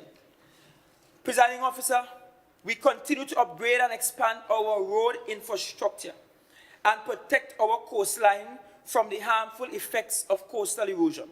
Accordingly, our development program estimates provide for, but not limited to, major improvement works on Scarborough roads, 28 million, improvement of Milford Road bridges, 18 million, Scarborough Enhancement Project, 14 million, Turpin Bend Solution, Charleville, 10 million, Windward Road Special Development Program, 10 million, Road Resurfacing Program, 8 million, Rehabilitation to Clonowell Highway, 8 million, and Coastal Protection Program, 8 million. Madam Presiding Officer, the development program estimates are associated with the critical and strategic areas identified as necessary to kickstart the island's longer-term sustainable development agenda. My administration has commissioned a team led by Dr. Vanush James to prepare a long-term development plan for Tobago. In early July, the team will start a series of consultations with stakeholders across the island as we seek to chart the way forward. The CEDP, or Comprehensive Economic Development Plan 2.0, has long expired, and there is an urgent need for a new medium to long-term strategic plan for this greatest little island. Other expenditure estimates. Madam Presiding Officer, in fiscal 2023, we intend to spend 59.59 million and 43.37 million for URP and CPEP respectively.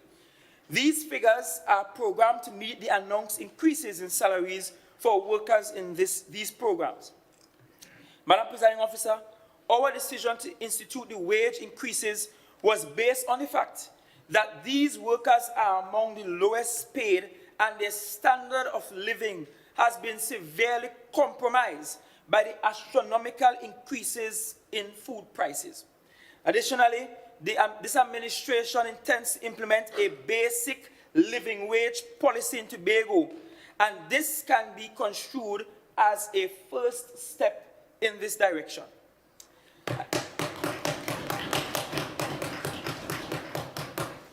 I now present the financing options.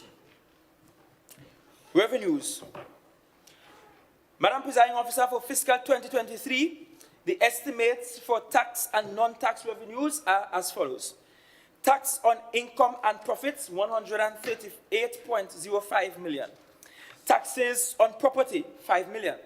Taxes on goods and services, 67.52 million. Taxes on international trade, 2.50 million. Other taxes, 4.10 million. Total tax revenue, 217.17 million. Property income tax, 0.02 million. Other non-tax revenue, 2.05 million. Total non-tax revenue, 2.07 million. And total revenue from taxes, 219.24 million. Madam Presiding Officer, the total revenue projected to be collected in Tobago for fiscal 2023 is 219.24 million. The revenue projection presented above is a tax and non-tax revenue likely to be collected from the economic activities conducted in Tobago and the utilization of resources in and around the island. We are well aware, Madam Presiding Officer, of the long-standing anomaly in the current economic accounting and recording practices which do not apportion to Tobago its share of aggregate revenues collected. Currently, taxes, fees, duties, and levies of companies with branches operating in Tobago pay their taxes on their Tobago operation in Trinidad. This is a direct contravention of Section 49(2) of the THA Act 40 of 1996, which stipulates that those institutions with subsidiaries operating in Tobago must pay their taxes attributed thereto in Tobago. Another source of leakage of Tobago's revenue related to taxes and import duties paid by residents of Tobago for goods landed in Trinidad due to the underdeveloped state of the island's international trading infrastructure. These are problems recognized by our predecessors but never resolved. We are going to fix this.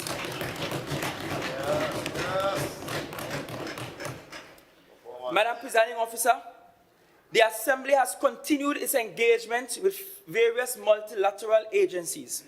Quite recently, we received a visit from a technical team from the CDB. Among the matters explored with them were the construction of an innovative facility to replace the Scarborough Secondary School and development of coastal erosion protection. Conservatively, it will require about 1.2 billion to address problems of coastal erosion and another 500 million for the construction and outfitting of a smart facility to replace the Scarborough Secondary School, as well as for technological upgrades to several other schools on the island. In addition, this administration held discussions with the Inter-American Development Bank for a repurposing of the Scarborough Renewal Program at an estimated cost of 35 million and for funding of the Riseland housing development at a cost of 8 million. Another possible source of financing of the 2023 estimates will take the form of foreign direct investments on the island and funds mobilized through engagements of persons in the diaspora. Attracting FDIs in the capital-producing sectors will be a key priority of this administration. But let me be pellucidly clear in the event that I wasn't before. We are very open to foreign direct investment. But please come straight to Tobago. Right. Not go through nobody, don't go wrong so, and don't go to another agency to come to us.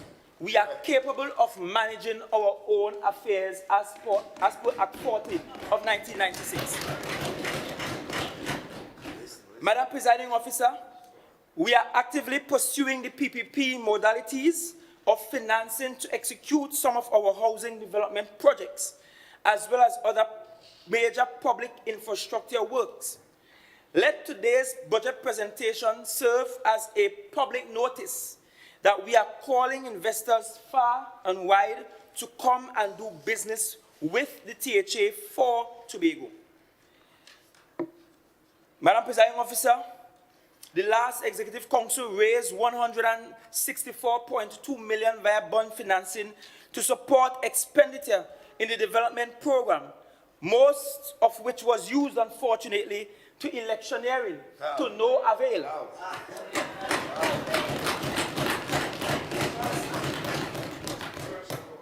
Although there is an option to raise an additional $135.8 million, given the current level of inherited liabilities, this Assembly, this administration has chosen to exercise some fiscal restraint and not incur additional debt at this time. I now wish to bring the curtain down on this presentation. Yes. And I need you to listen as I conclude. This, Madam Presiding Officer, is my maiden budget speech. I've attempted with the utmost frankness to bring to the attention of this House, Tobagonians, and by extension the national community, the fundamental problems and challenges confronting us in our attempts to make Tobago smarter, greener, and more autonomous. The policies we propose to pursue in fiscal 2023 are informed by the socio-economic realities that are confronting us, and which require this new administration to steer clear of the deceptively easy path taken by the last administration, and to select options that will ensure that we move towards becoming the greatest little island on the planet. Madam Presiding Officer, the mission requires commitment of a high order by the Tobago government, the central government, and the people.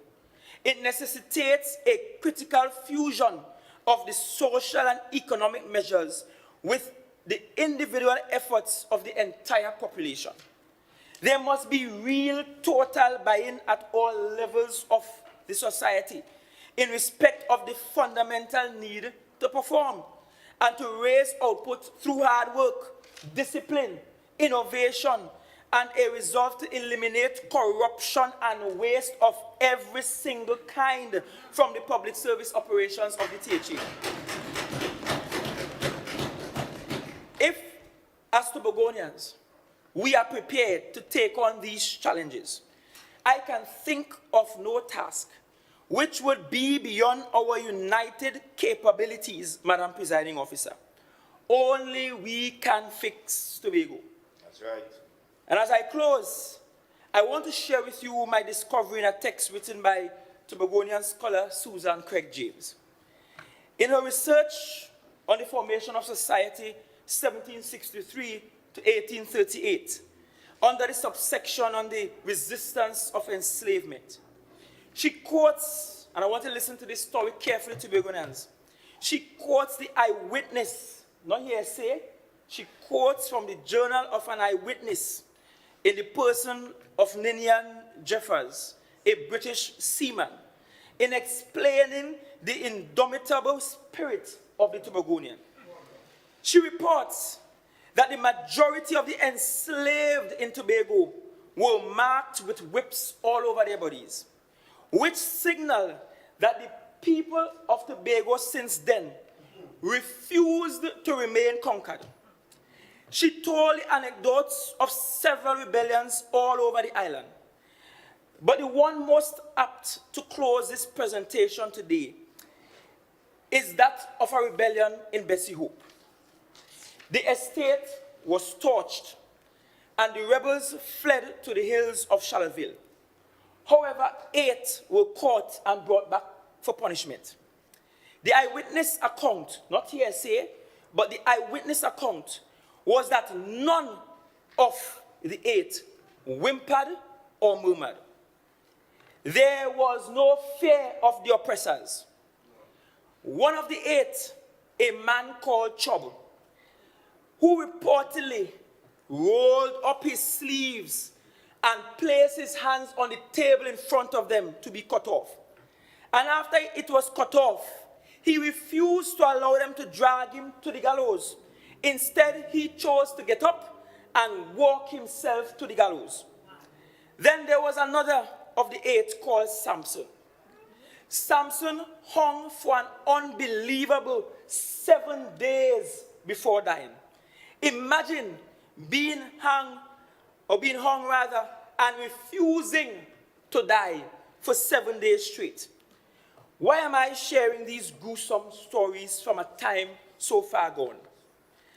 I am telling you, I'm telling this nation, and I'm reminding Tobagonians of the Tobago spirit. On December 6th, that spirit, once thought dead, was awakened among our population. It is the spirit that never yields to disadvantage. It is one where we rather die on our feet than on our knees. It is one where no amount of blows can beat out our dream for freedom. It is one where we are proud Tobagonians even unto death. It is in our DNA to desire to be autonomous. That is who we are. Today, we are thankfully not enslaved in chains, and we are not being dismembered limb by limb. But we do endure no lesser evil in our political disenfranchisement, one that every Tobago political representative since James begat, at least the genuine ones, has fought for. Let this, my first budget statement, remind the nation that Tobago will not stop agitating for the correction of an inherited colonial misarrangement. The Tobago spirit does not and will not give up easily. We do not waver from that which is right. I am not Trouble, I am not Samson, and I am not from Betsy's Hope. I am Farley from Speyside. But so long as God and the people of Tobago desire that I lead them, I will do so without fear, and I will do all in my power to direct this executive, this THA, and the people of Tobago towards the fulfillment of the Tobago dream, towards a smarter, greener, more autonomous Tobago. And so, Madam Presiding Officer, with that I ask that these fiscal measures as presented for fiscal 2022 be debated and accepted. Thank you. I beg to move.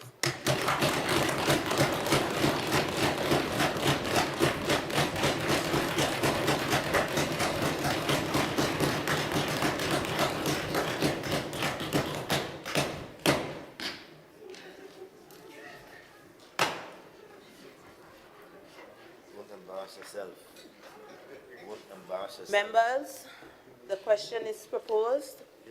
Be it resolved that this House approve the draft estimates of revenues and expenditure respecting all functions of the Tobago House of Assembly for the financial year October 1, 2022 to September 30th, 2023, copies of which were laid on the table at an earlier stage of the proceedings. The motion was not moved. The motion was not moved. Very respected presiding officer.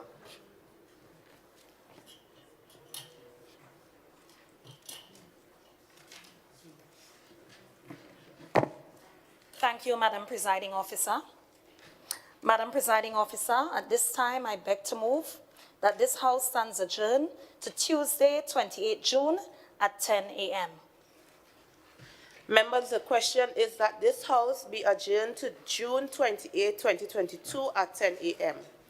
All in favor, say aye. Aye. Any against? The ayes have it. This House now stands adjourned to June 28, 2022 at 10 a.m. Pleasant good afternoon. Talk now. Open your mouth and talk. What do you have to say? I want to say, let me hear you. Badger and I even Let me hear you now.